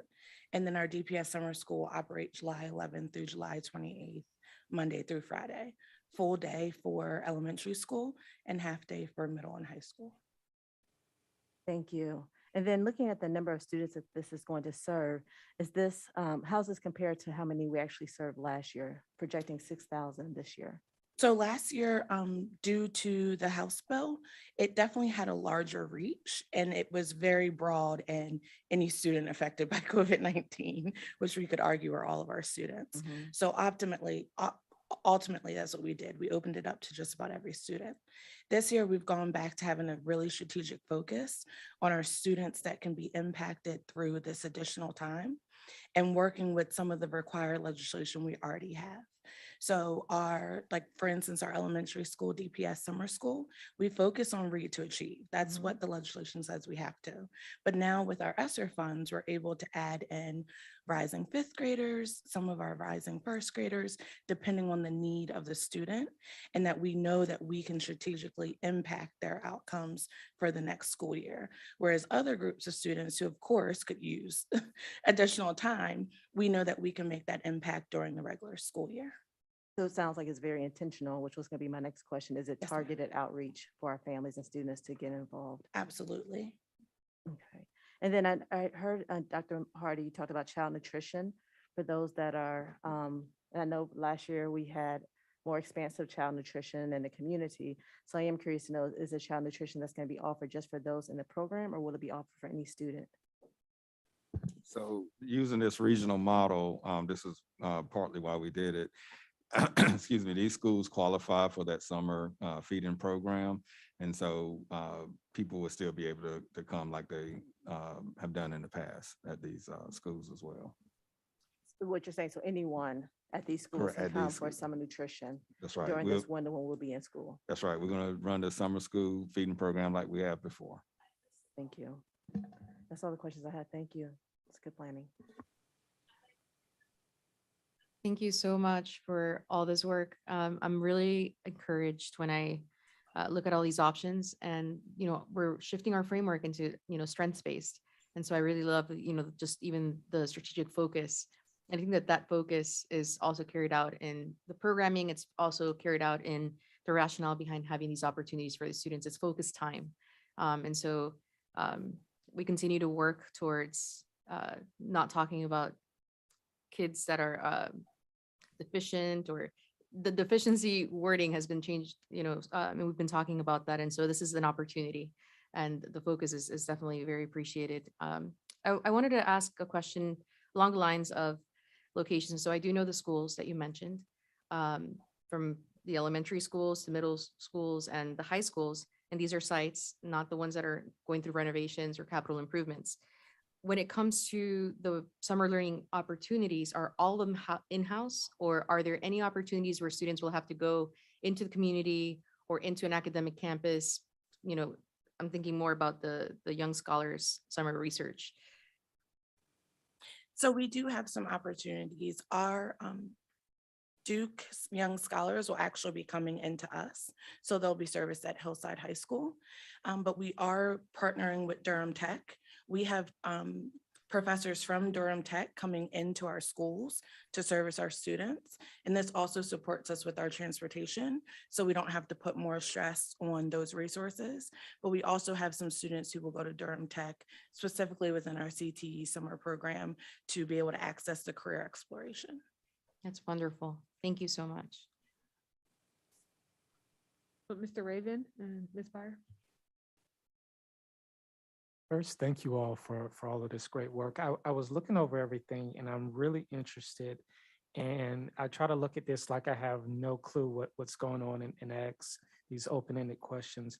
If a parent has a student that's a high school student, and they're not able to get their student to high school. Maybe they just want them home for the summer. Is the Ignite Academy, is that something that's open to more students, or is it only for students that actually attend Ignite? No, so the Ignite Next Accelerator is open to all Durham Public Schools high school students, and they would just work with their school counselor. The idea is that some of our students have challenges in accessing specifically some of our higher level courses, and this removes that barrier from them when they're able to take courses that they may have usually taken in middle school in order to get to the level of class, or so that they may need to double up on a math class. They're able to do that over the summertime. So it's open to all of our students, but we do have them work with their counselors to make sure they're choosing appropriately. And one thing that I just would like to add is I do think that our counselors and our school leaders, they are really integral in making sure that our students do have access to our summer programming, and they are aware of our programs and will be working with our young people to make sure that they're connected, so that if there is an opportunity that they need to recover a credit, that we're identifying the right young people, or if there's times where they need to accelerate. And all of that together, if you think about the celebration that we had because of our graduation rate, was really the work of our principals and our counselors in ensuring our students were able, if they needed to either accelerate or to recover credits. Thank you. And my other question, it kind of goes back to right there early on in the slide where it dealt with the priority 1 goals of the increased academic achievement. I know that we're coming up near the tail end of the strategic plan. And I know that COVID kind of threw off our ability to really report actuals, but I would like to give the community an idea of, like, I guess more or less like a retrospective of where we've come from and where we're at now in regards to the strategic plans. How's that kind of rollout going to be, or kind of like a debrief on everything, maybe even before we get to the very end, just so people can actually see the gains that we've made as a district? So our summer learning, when you think about the 4 goals that we have in priority 1, goal 1 is regarding specifically to student academic growth. So that is determined based on the first time you take that assessment, end of grade or end of course.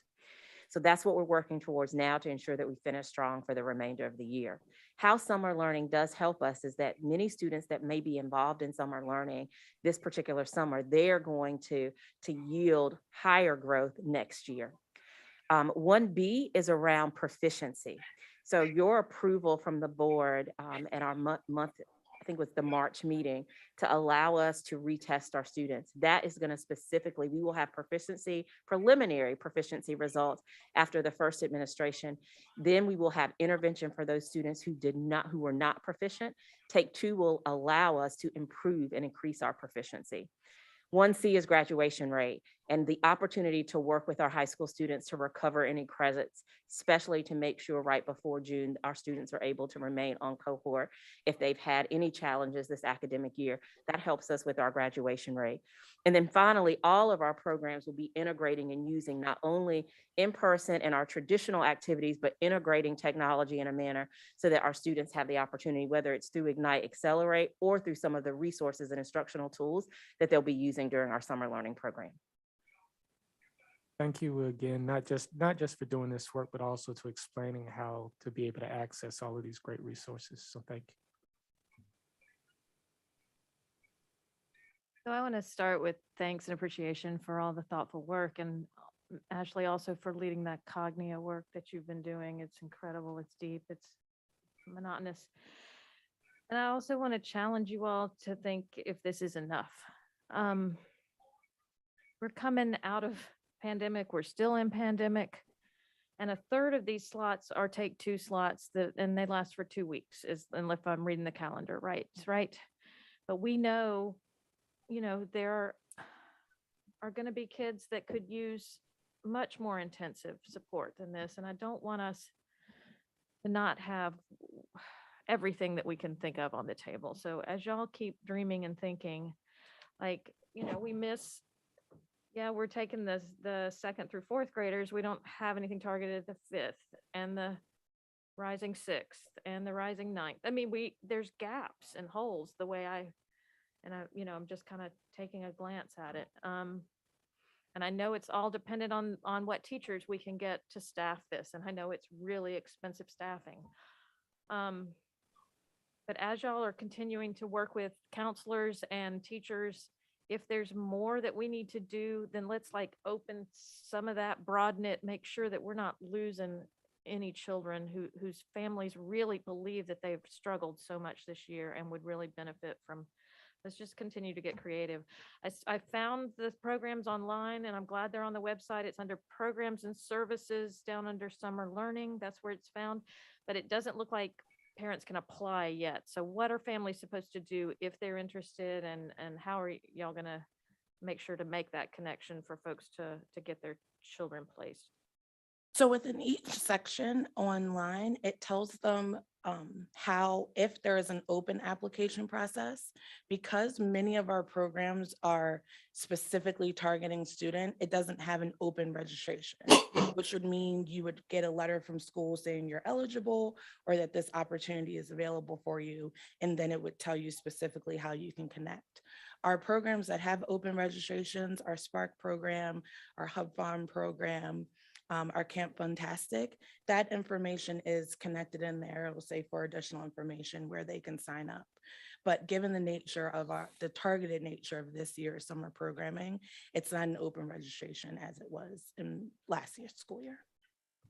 And if parents do have questions, and we can make sure that it is clear on the webpage, they can reach out to their child's principal or classroom teacher or to Ms. Stevens. They have questions for programs that do not have that open enrollment. And we can work with Mr. Sutter to make sure that that's on the website. I appreciate it. It just, there's so much catching up we want to do, and our folks are doing it every day. But the trauma that kids are dealing with is real. And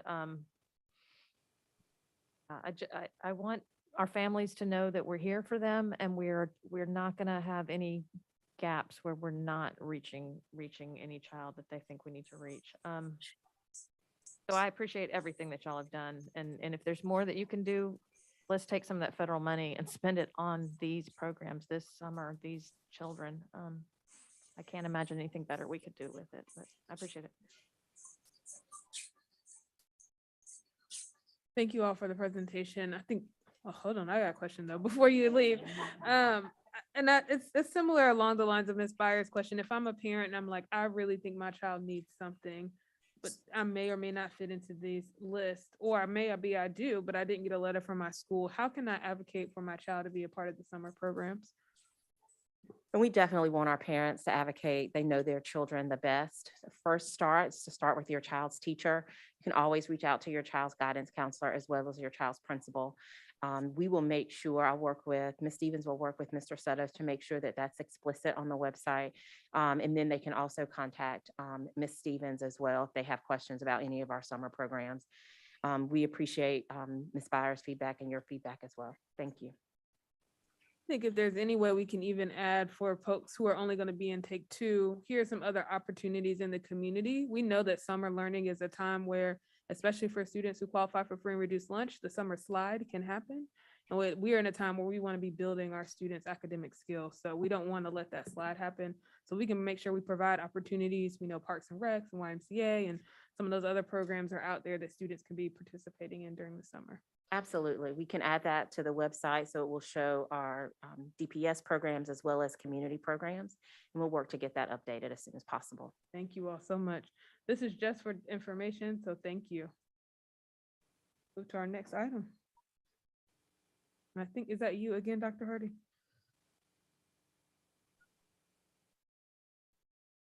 Going to ask Dr. Danner and Ms. Tracy Super Edwards if they will come to the podium, and if we can pull up our before and after care program presentation.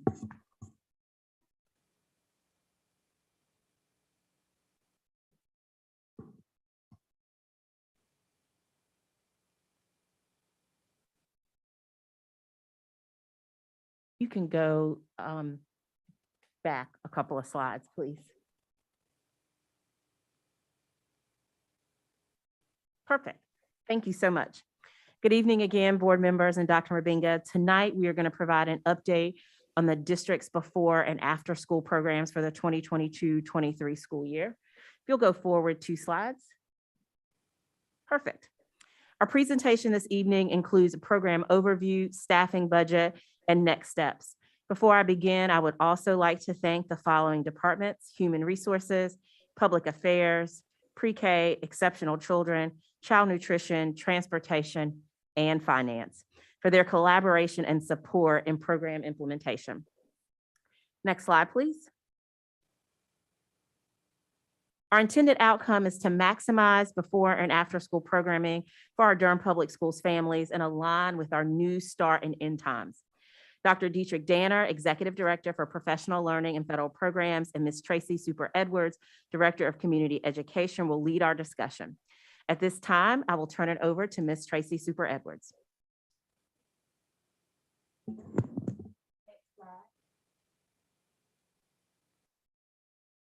Okay. Good evening, board members and Dr. Mbenga. Next slide.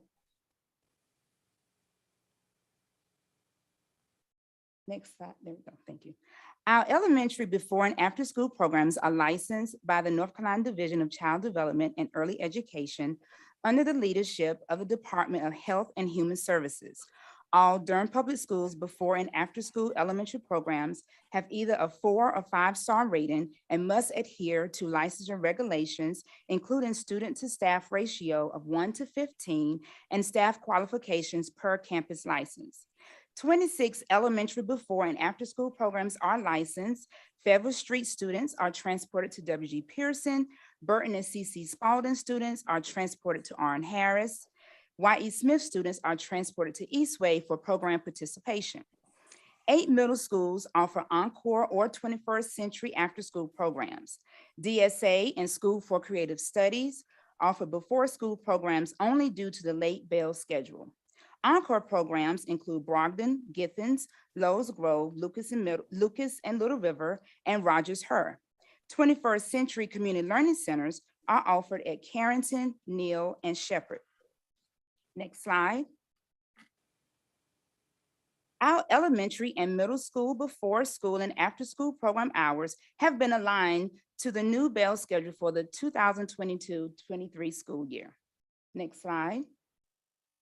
This slide provides an overall monthly enrollment average. We have compared our pre-COVID monthly enrollment average from August 2019 to March of 2020 and the current school year from August 2021 to March of this year for both elementary and middle school programs. This school year, we have been unable to operate at pre-COVID capacity due to staffing shortages. Next slide. The next 2 slides will show program capacity by elementary campus. The North Carolina Division of Child Development Early Education determines the license capacity for elementary before and after school programs based upon approved spaces at each facility. The number of staff to meet full capacity is based upon a 1:15 ratio, and the overall capacity determines the total number of supervisors needed for each program. Next slide. The before school program as well as the after school program can each serve a total of 3,940 students. A total of 271 staff in each program, including 52 program management, are needed to achieve program capacity. Even with potentially reaching our full capacity, some programs may have a wait list due to the state license capacity and parents' interest. Next slide. This slide provides the program capacity for middle school campus. A minimum enrollment of 10 students is needed per campus to operate a before school program. The number of staff to fulfill program capacity is based upon a 1:15 ratio, which will allow for 150 students to participate in before school programs and 480 students to participate in after school. Moreover, to achieve program capacity, we will need 10 group leaders in before school and 27 group leaders in the after school program and 10 employees for program management.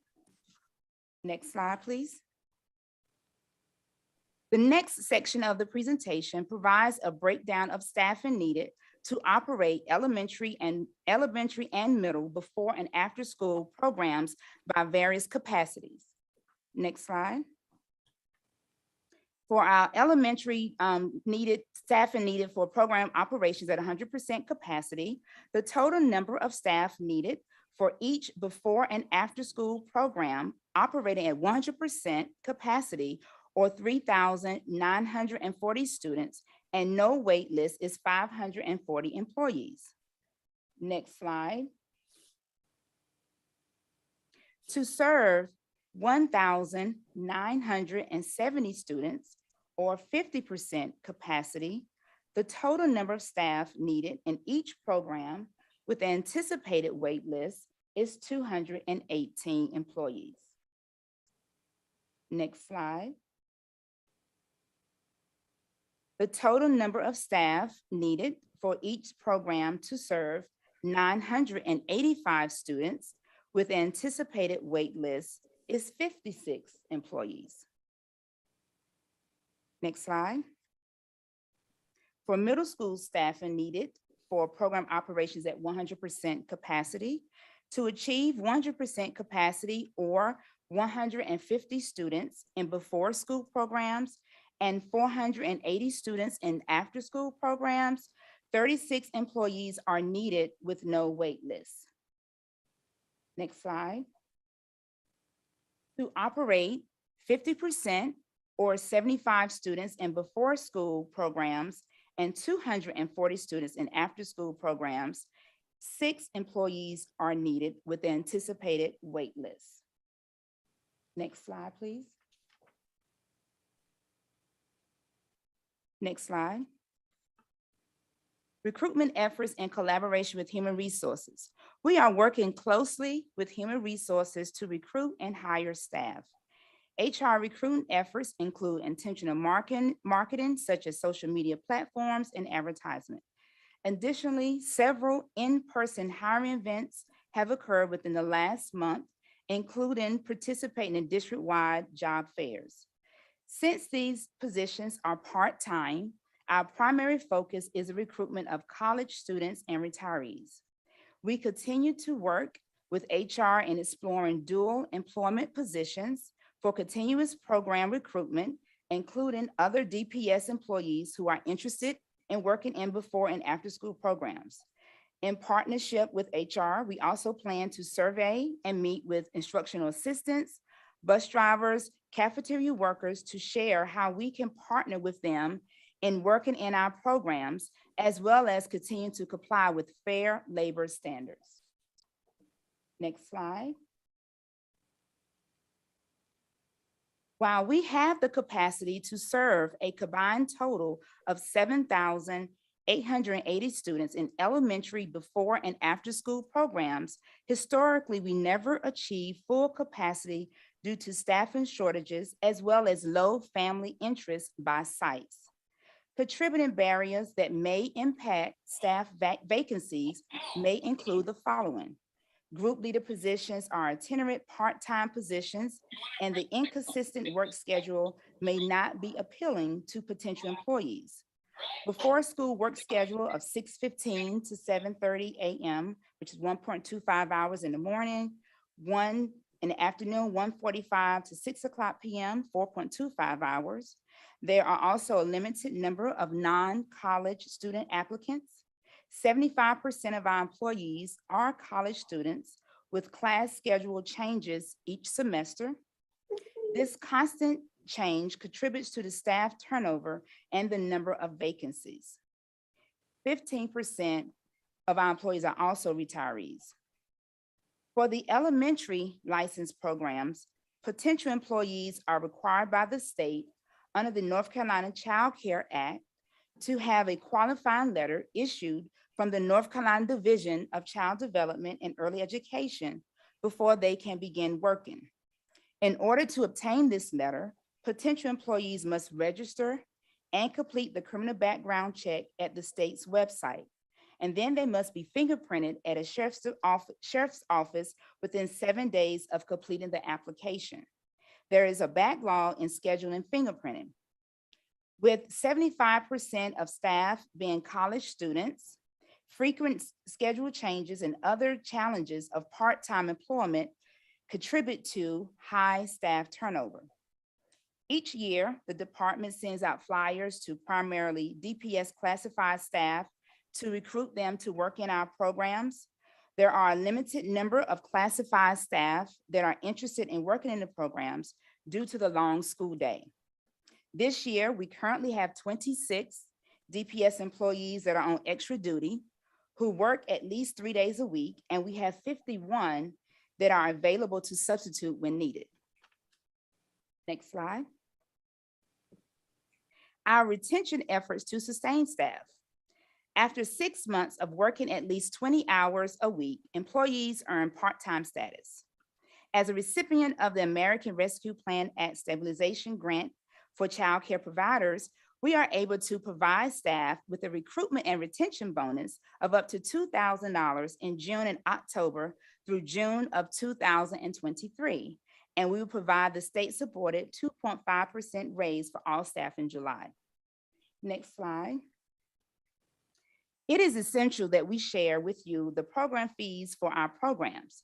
Our programs remain competitive as we continue to offer licensed, well-rounded, structured, and free choice activities designed to support the academic, social, emotional, and physical development of our students. Next slide. Our program fees for elementary before school is $60 per month, $540 yearly, and after school is $205 a month, $1,845 yearly. Middle school before school per month at DSA and School for Creative Studies is $85 and $765 yearly. And Encore is $50 per semester or $100 yearly. Next slide. This slide shows our program fees compared to other local programs, such as the YMC before and after school rates, and the City of Durham Parks and Recreation after school rate. Next slide. DPS pre-K sliding fee scale is based on 400% of the federal poverty level and was adopted in 2020 in order to align with Durham County pre-K universal sliding scale for families. The pre-K sliding fee scale is based on a full instructional day program. Our program, financial assistance program, is based on 200% of the federal poverty level. Next, I will share with you our scholarship and tuition assistance for families. Next slide.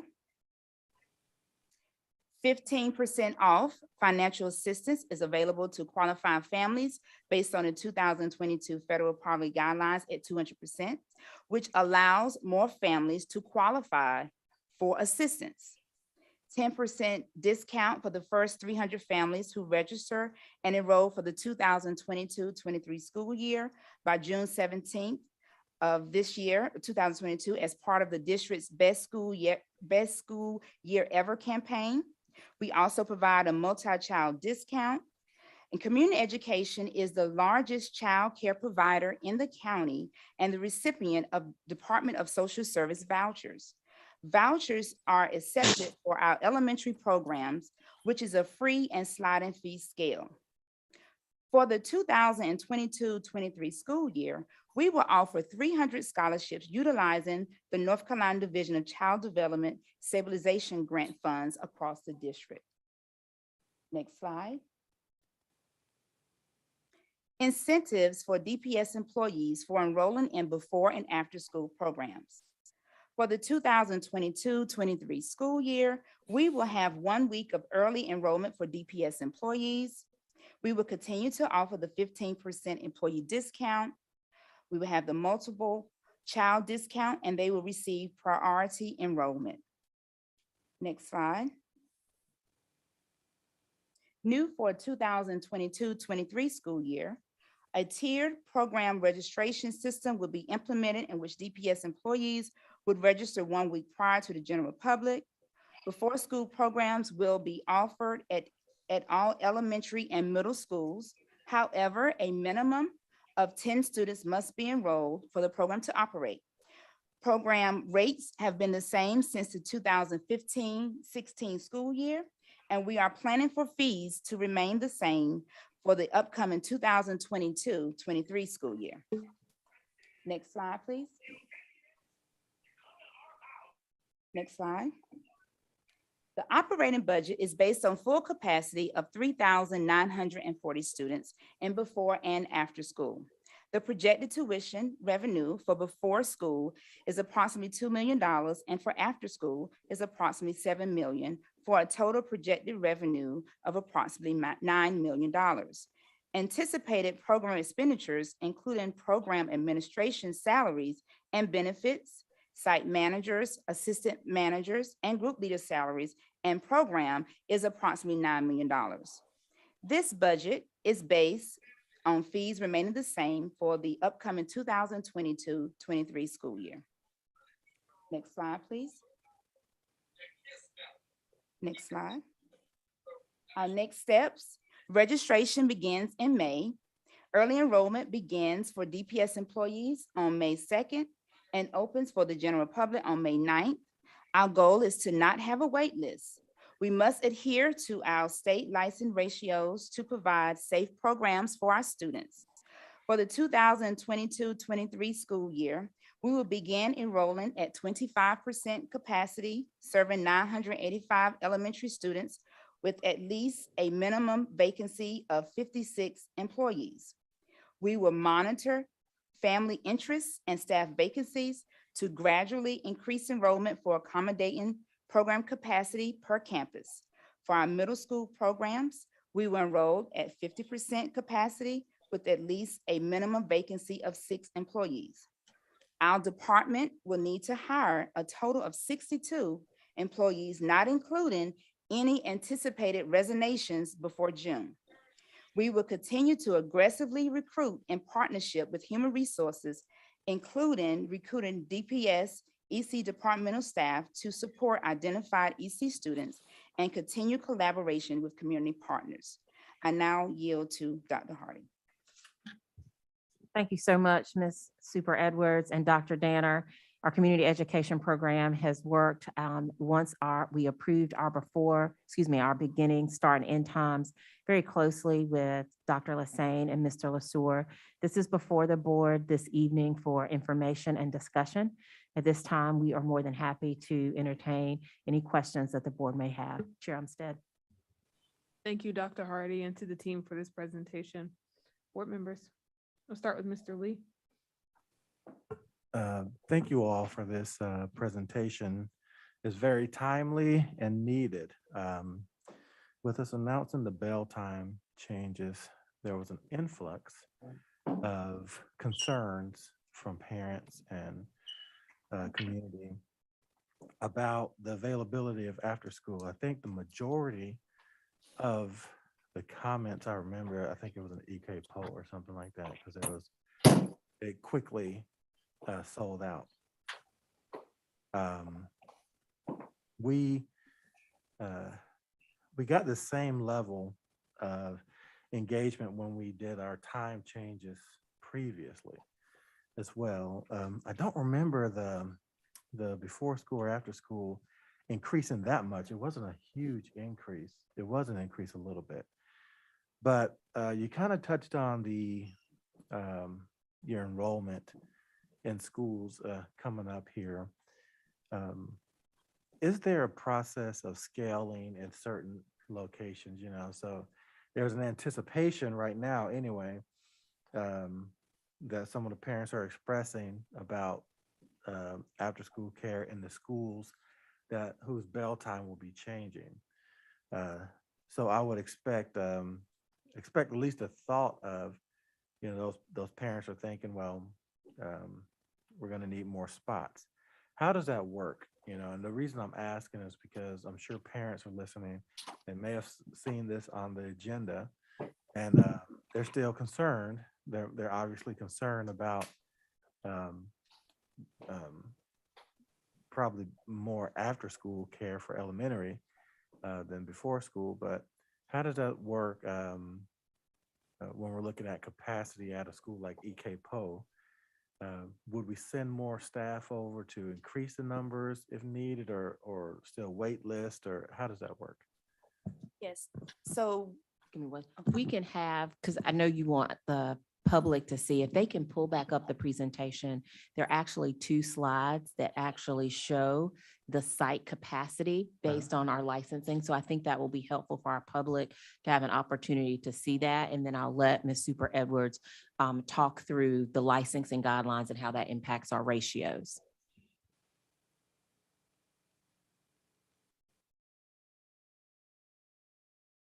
That was slide 10, yes. I think it's 9 and 10. You'll go towards the earlier portion of the presentation. It's the tables.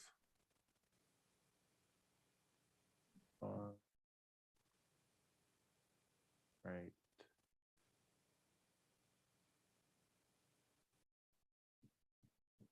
Go on.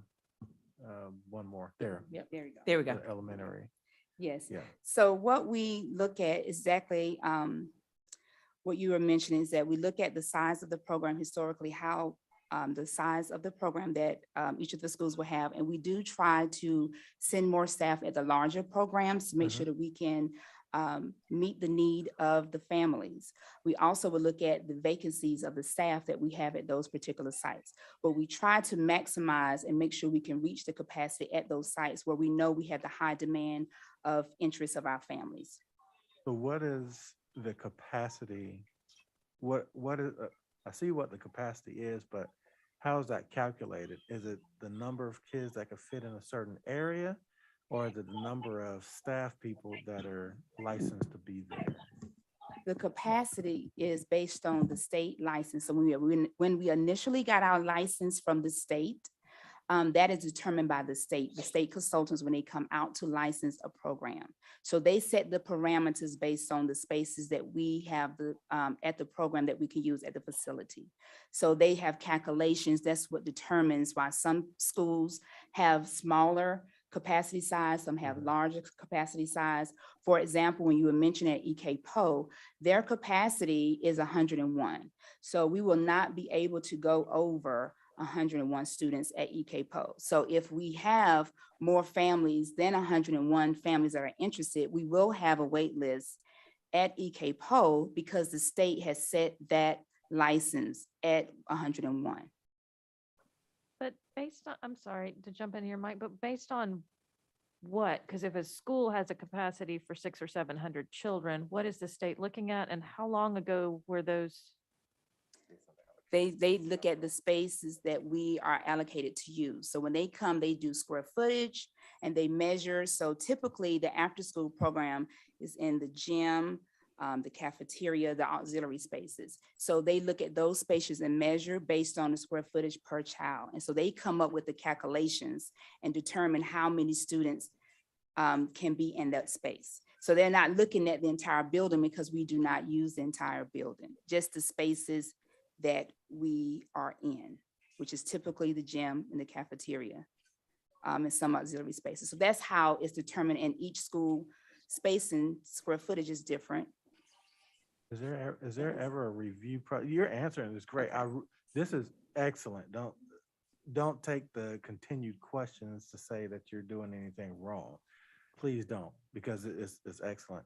I'm curious. So is there ever a reevaluation by the state in efforts to, does the criteria ever change that would require, that may allow more students? The reason I'm asking is because, again, like a couple of years ago, EK Poe sold out like in the same day, right? And so I have a feeling that's going to be the same. That's going to be the same there. So I was just curious,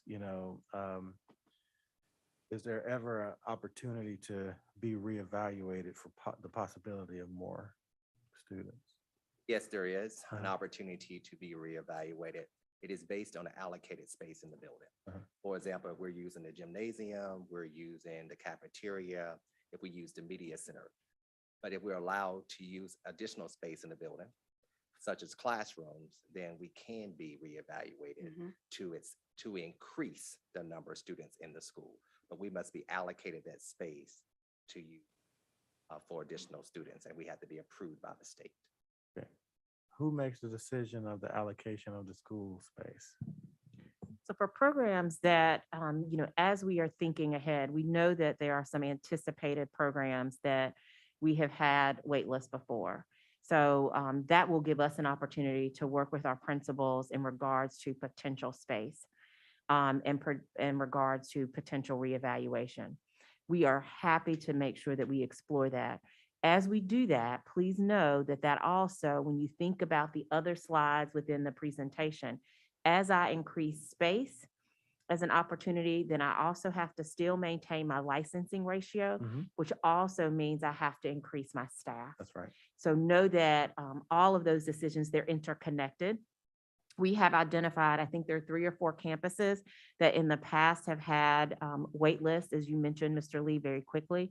And we're happy to work with our principals as well as to see if we can be reevaluated and provide updates to the board. Okay, that's what I was trying to get at, is with the wait list and this bell time changes, the fear associated with that,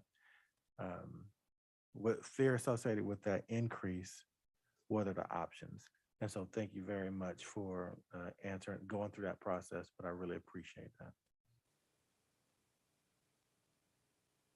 We'll go Ms. Valladares. Just, Oh, I'm sorry.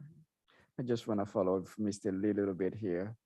Just a caution here a little bit with a classroom usage for after-school program. When a teacher set up their classrooms for that to be used in the after school while they're gone, there have been a lot of reservation in the past so that they don't want this classroom to be turned on, and they have to be there preparing for the lesson for the next time. So that has been a dilemma in the past. That's why sometimes we've been confined in the cafeteria and the other locations as well. But again, like Dr. Hardy said, if we have specific needs, specific schools, we can work with principal to see whether or not that can be an option as well. I just wanted to bring it up as a caution that it can be a challenge. I wouldn't advocate for using classrooms. I'm talking about like media center, some like the public open spaces, right? That's what did you say? What did you? Common space. So some of the space, common, looking that's at what the I'm trying to common say. spaces That's that right. could potentially be used. See, that's why you guys are so much smarter than me. I couldn't get that word out. The common spaces in the schools, I would not absolutely.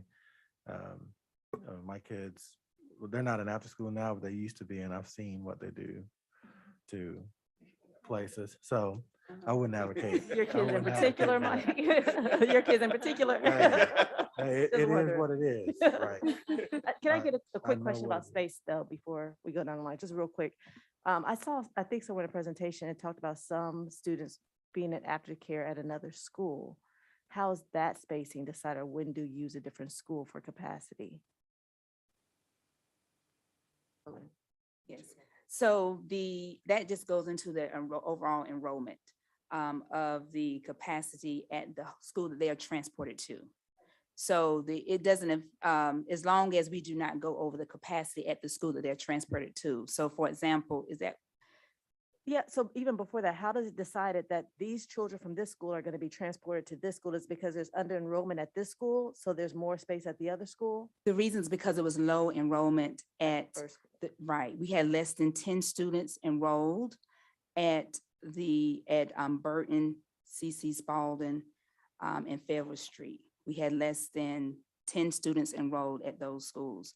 And so we still offer for the students to be able to participate. We just transport them just because of low enrollment. Thank you. I'm gonna stop right there. I just want to get one quick question. I may have some more. Ms. Lewis, if we do have enough enrollment, then we can have programs at those particular schools. However, what we've tried to do is we did not want any young person at any school to not have the opportunity to participate. And so if there were less than 10, which means we are not going to be able to operationalize the program, then they have the option to be transported to those other locations. If we are able to meet that 10 threshold, then we'll be able to have programs at those sites.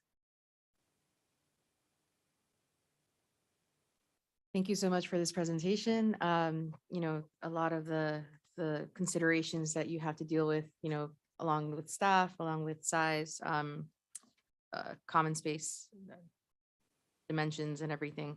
I do want to ask a question in terms of how we are communicating to staff who need to get the NC childcare qualifying letter about how they can go about it, because I can attest, it takes time. I actually have that letter, so I can tell you I was waiting day by day and checking into the website just to be sure that my letter came in, and it took weeks, but I've heard as much as 2 months. And so I commiserate. But I will say that, you know, the options are definitely local, but then NCBI in Wake, my experience, if I can lend anything, you know, that's definitely an option for folks to go to Wake County and try NCBI. And so I just want us to make sure that we are exploring all options. I mean, folks are willing to drive, you know, a couple of miles out. It could help in getting the process started sooner than later, but this is something that is beyond our control. This is something that statewide, everybody and anybody who's involved, you know, in working with children has to have this. And so there's definitely a lot of demand for it. And I'm just hoping that we can continue to kind of keep tabs on what's happening, how much is the wait time here. I think that would be really helpful so that folks don't get discouraged, you know, when they're going through this process. The other question that I had was definitely related to just with any opportunity that is in high demand, there's always a consideration as to who are the people who have it easier. And you might understand where I'm getting at, whether there's a barrier. And I know that, you know, I was so grateful to kind of look at some of the barriers in terms of our staff and limited part-time positions, itinerant part-time positions, and, you know, who we're hiring, but also in terms of the opportunity when it comes to is everything available in more than English, you know, and is there care in terms of like what the demographics look like? You know, I do see that we are definitely bound by when it comes to income, there's definitely, that's already made for us, right? And when we have that designation, but when it comes to who has access to this, I mean, there have been some questions in the past of, you know, is it easier for some parents, depending on demographic categories, like to get this versus other parents? And I'm always just very cautious with this because we do the best that we can, but we also need to make sure that that's also into account. And so I'd love for future presentations to kind of give us a gist of who exactly are we serving with these programs.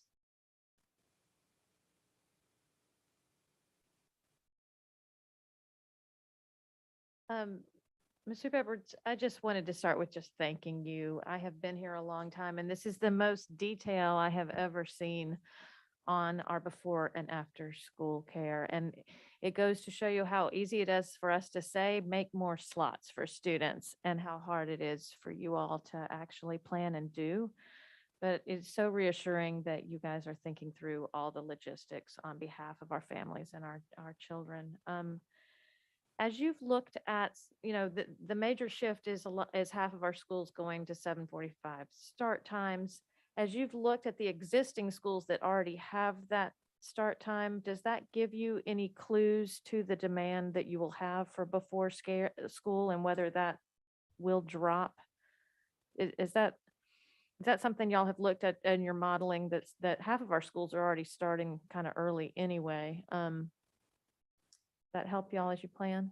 Yes, when we initially switched, I guess about 5 years ago, we had a couple of programs that had less than 10 students for before school. So some of our sites do not provide a before school programs because it's very low interest and they did not need before school. So several programs we do not currently offer before school. So we are looking at that, looking at, you know, the parent need for before school, which will probably go down quite a bit.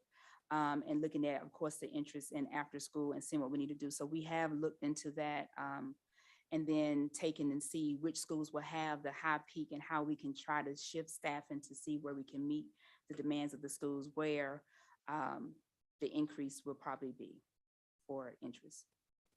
And it would be helpful maybe in the future just to know kind of what these wait lists are like. Are they 20 families? Are they 100 families? You know, kind of and you don't have to know it off the top of your head at all. Just having some scope of that. I think we see it on social media a lot that folks are surprised because they always assume that we can accommodate every student. Well, if we Yeah. could share with you, as of today, we have 638 families on the wait list See, there are a lot of numbers here. 638. Okay, that's good to know. for That's- after yeah, school. for after. And can you remind me, we are now paying people at 15 an hour? Yes, 1538. 1538, and that's great. And because there were years not too long ago when we weren't, so Right. that's significant. But as we talked about, our labor market has shifted so strongly. And I heard you say that you're looking for more collaborations with our instructional assistants, our classified or certified folks that are willing to do this extra duty work, that you're coming up with ways with HR to be able to do that.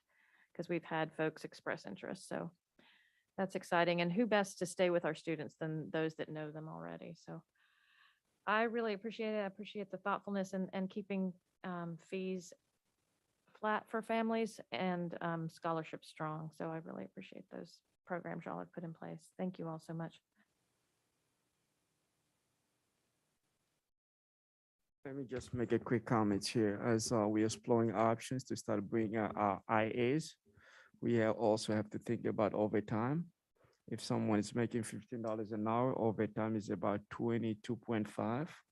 So we have to make sure that we're gonna be able to balance the budget in the program. So don't be surprised if we get to that point, we may come to you and say we have to increase the fee in order to be able to balance our books. Thank you all for this presentation. I have a few questions for you, and most of them, they're just kind of operational.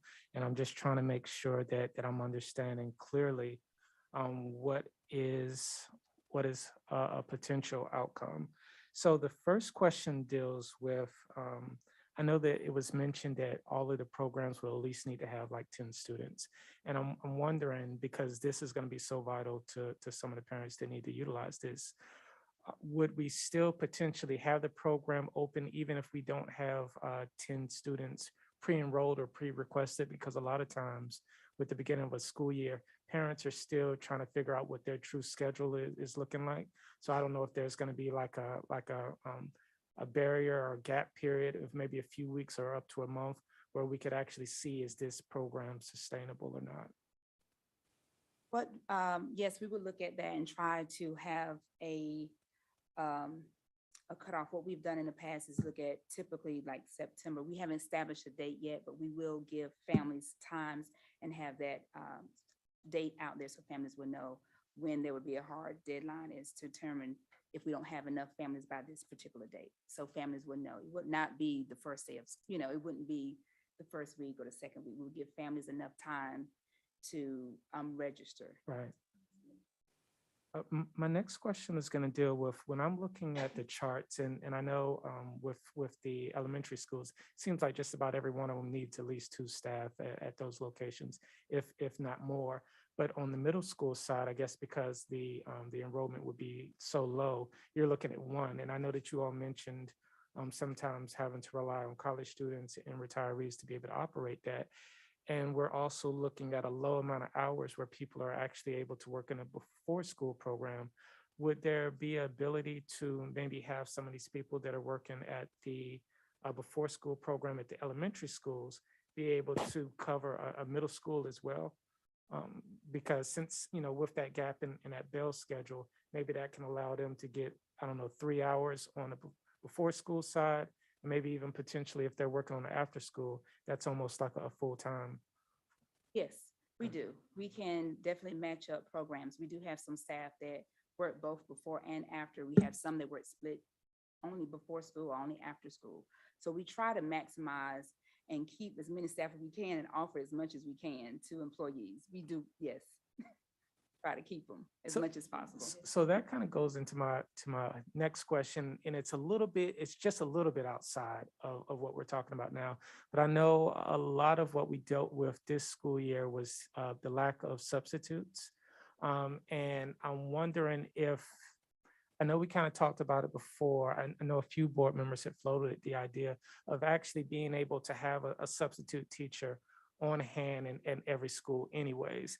And if we are going to be operating these before school programs, having a substitute teacher on hand every day, it would build in a little bit of resiliency. And I know just saying that, it sounds great, but actually getting the bodies in the building sometimes. But I just wanted to kind of say that to offer my support in that type of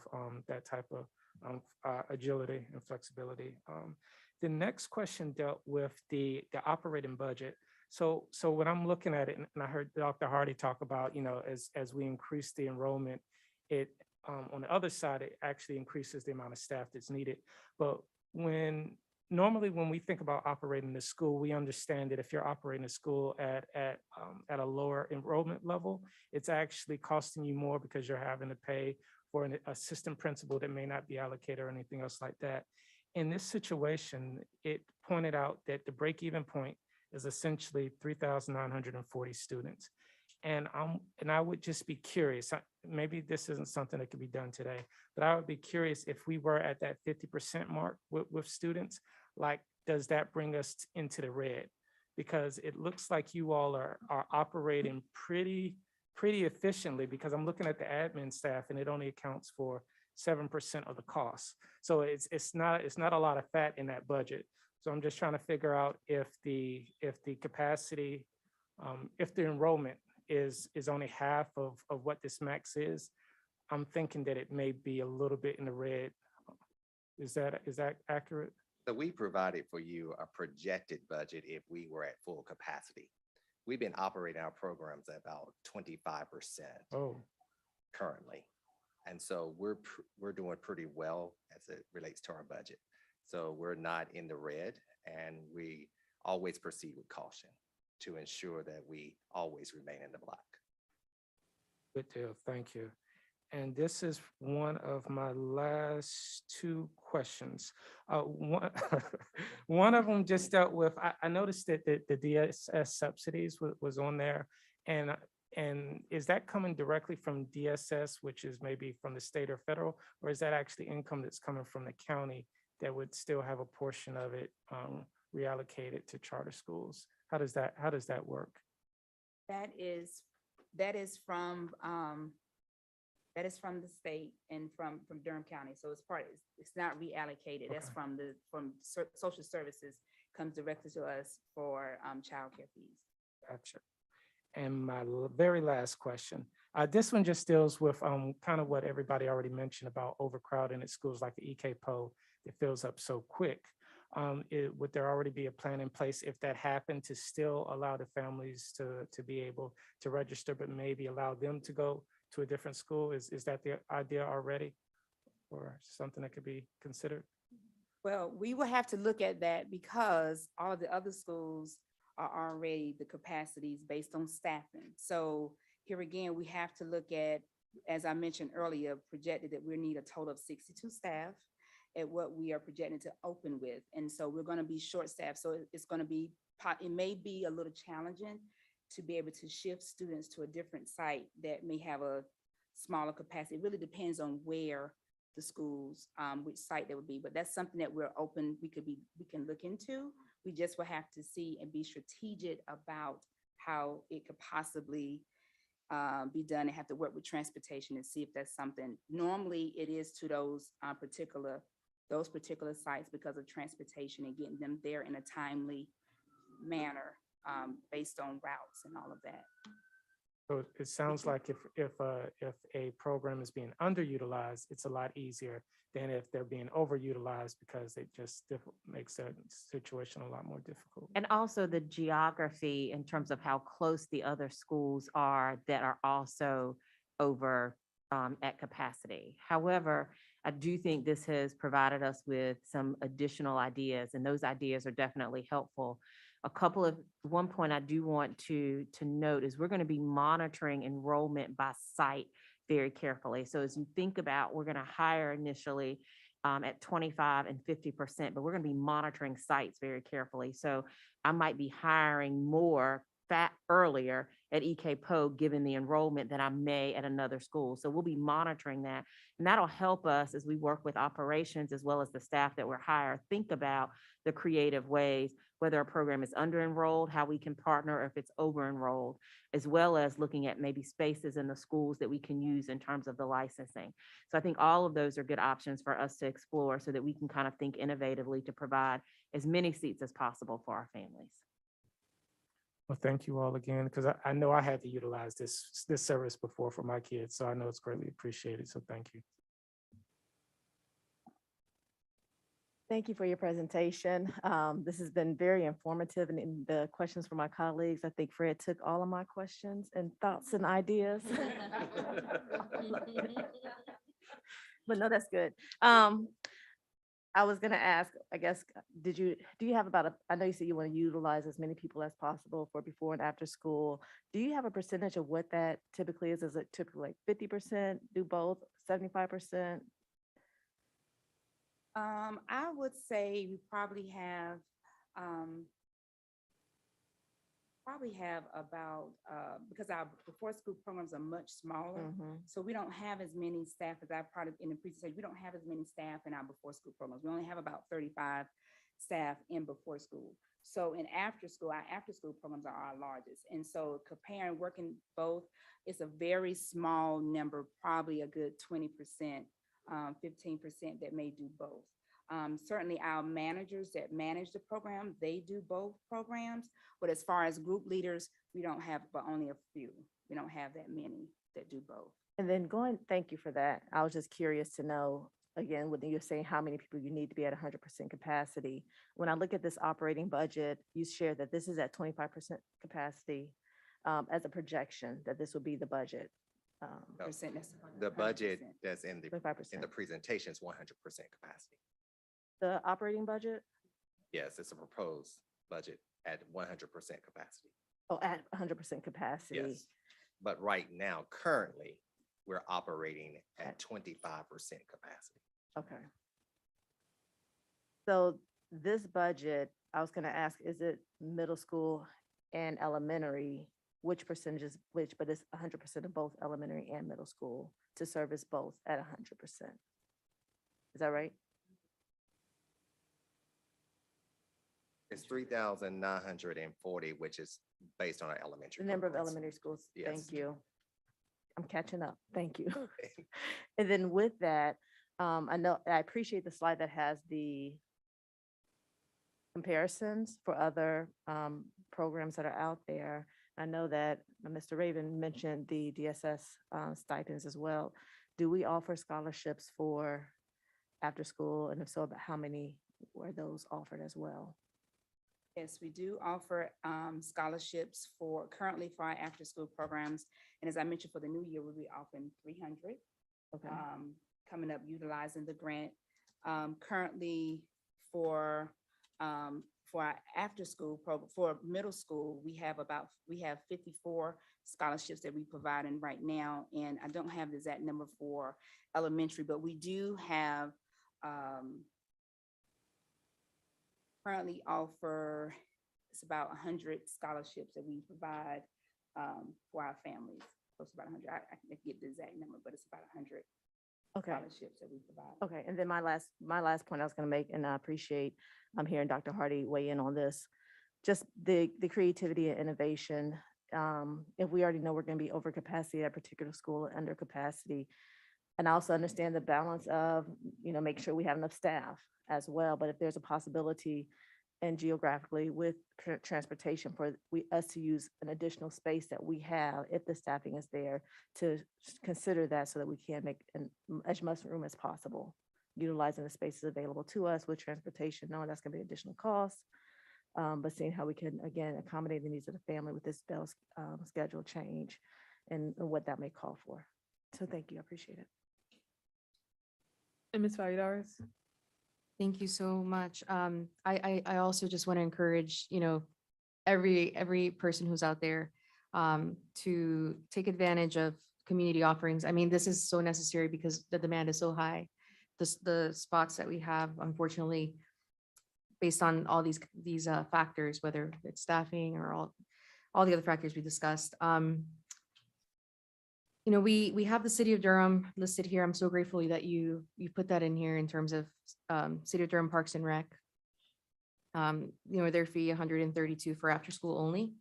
I'd like for us to continue to engage with Parks and Rec because I know that they have done their own analysis. They are also looking by quadrants. They're looking by zip codes. They're looking at who uses their scholarships. Those are opportunities. They do have scholarships as well. Or, you know, sliding fee. They do all that. So that they're also analyzing that. The city is also working towards equitable engagement. There's a whole lot of conversations around equity. And so with the city of Durham and especially for Parks and Rec, I do know that I heard from city of Durham staff, some of the analysis that they have done about the zip codes and about some of the ways that they are trying to make sure that families have access. And also that question again, demographics, you know, income, you know, where are these opportunities going and who's utilizing them the most. And so thank you for keeping in mind also the YMCA. So these are other opportunities as well. We know that our families need this and we have availability, but it's also limited. And so if we can continue to work with our community partners, it will be, yeah, continue to do the work. Thank you so much for this presentation. Hold on before you pack up. I got a few questions. Sorry, I see everyone gets all excited when they see me come back on. I just have a few questions. Thank y'all for the presentation. And I think to sharing the complexity of the work that you do. I think a lot of people think after school, we just, you know, all the kids go in there, but no, there's a whole licensing process and a lot that goes into it. I think I'm concerned about staffing. We got to already have a long wait list and thinking about what the wait list is going to be as some of these schools shift time. So I'm glad that we're thinking creatively about solutions. I would like to consider, can IAs that be positions that they take at schools? I think, you know, if we have someone who's consistent, who's in a school building already, who knows the children already, that's going to help lead to hopefully some consistency with your staffing efforts. And I think it would lead to a better relationship with students. So I hope that we could really explore that. I know Dr. Mabinga mentioned there might be some time and a half, but I mean, I'm okay with us exploring that option to pay our folks a little bit more to stay and do some really good work. So I think that's you all, but that's probably over to Mr. Lesor and his team to consider what that looks like.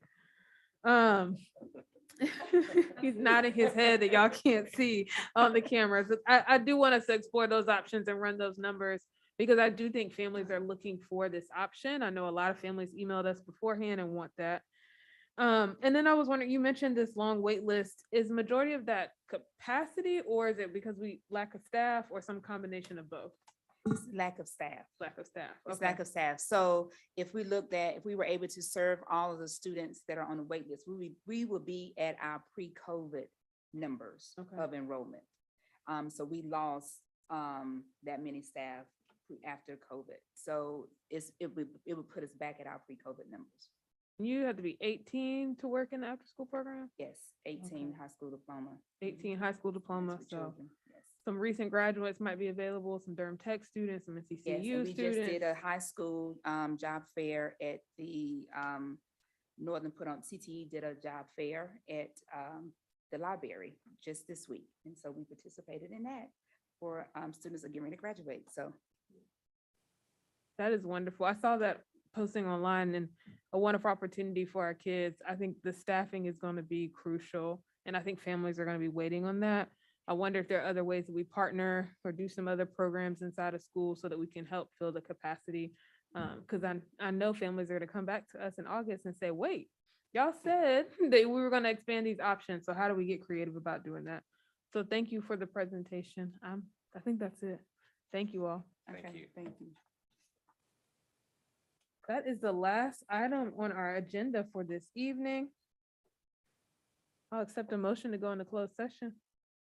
I move that we go into closed session for the reasons stated in the agenda. Second. The move by Ms. Valladares, seconded by Ms. Lewis. Any other discussion? All in favor, say aye. Aye. Any opposed, please use the same sign. Passes unanimously. We're now moving into closed session.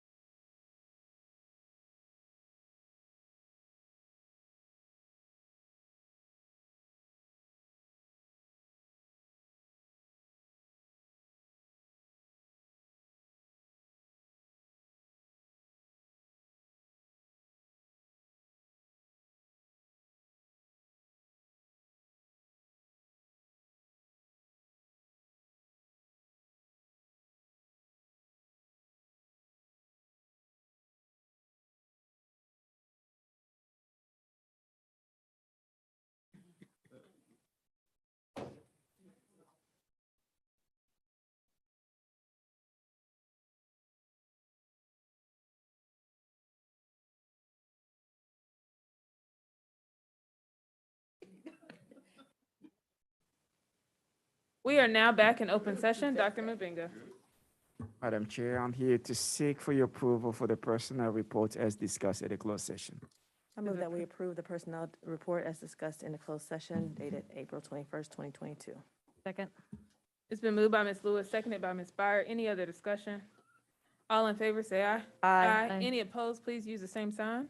It passes unanimously. And with that, we are adjourned. I'll see y'all tomorrow.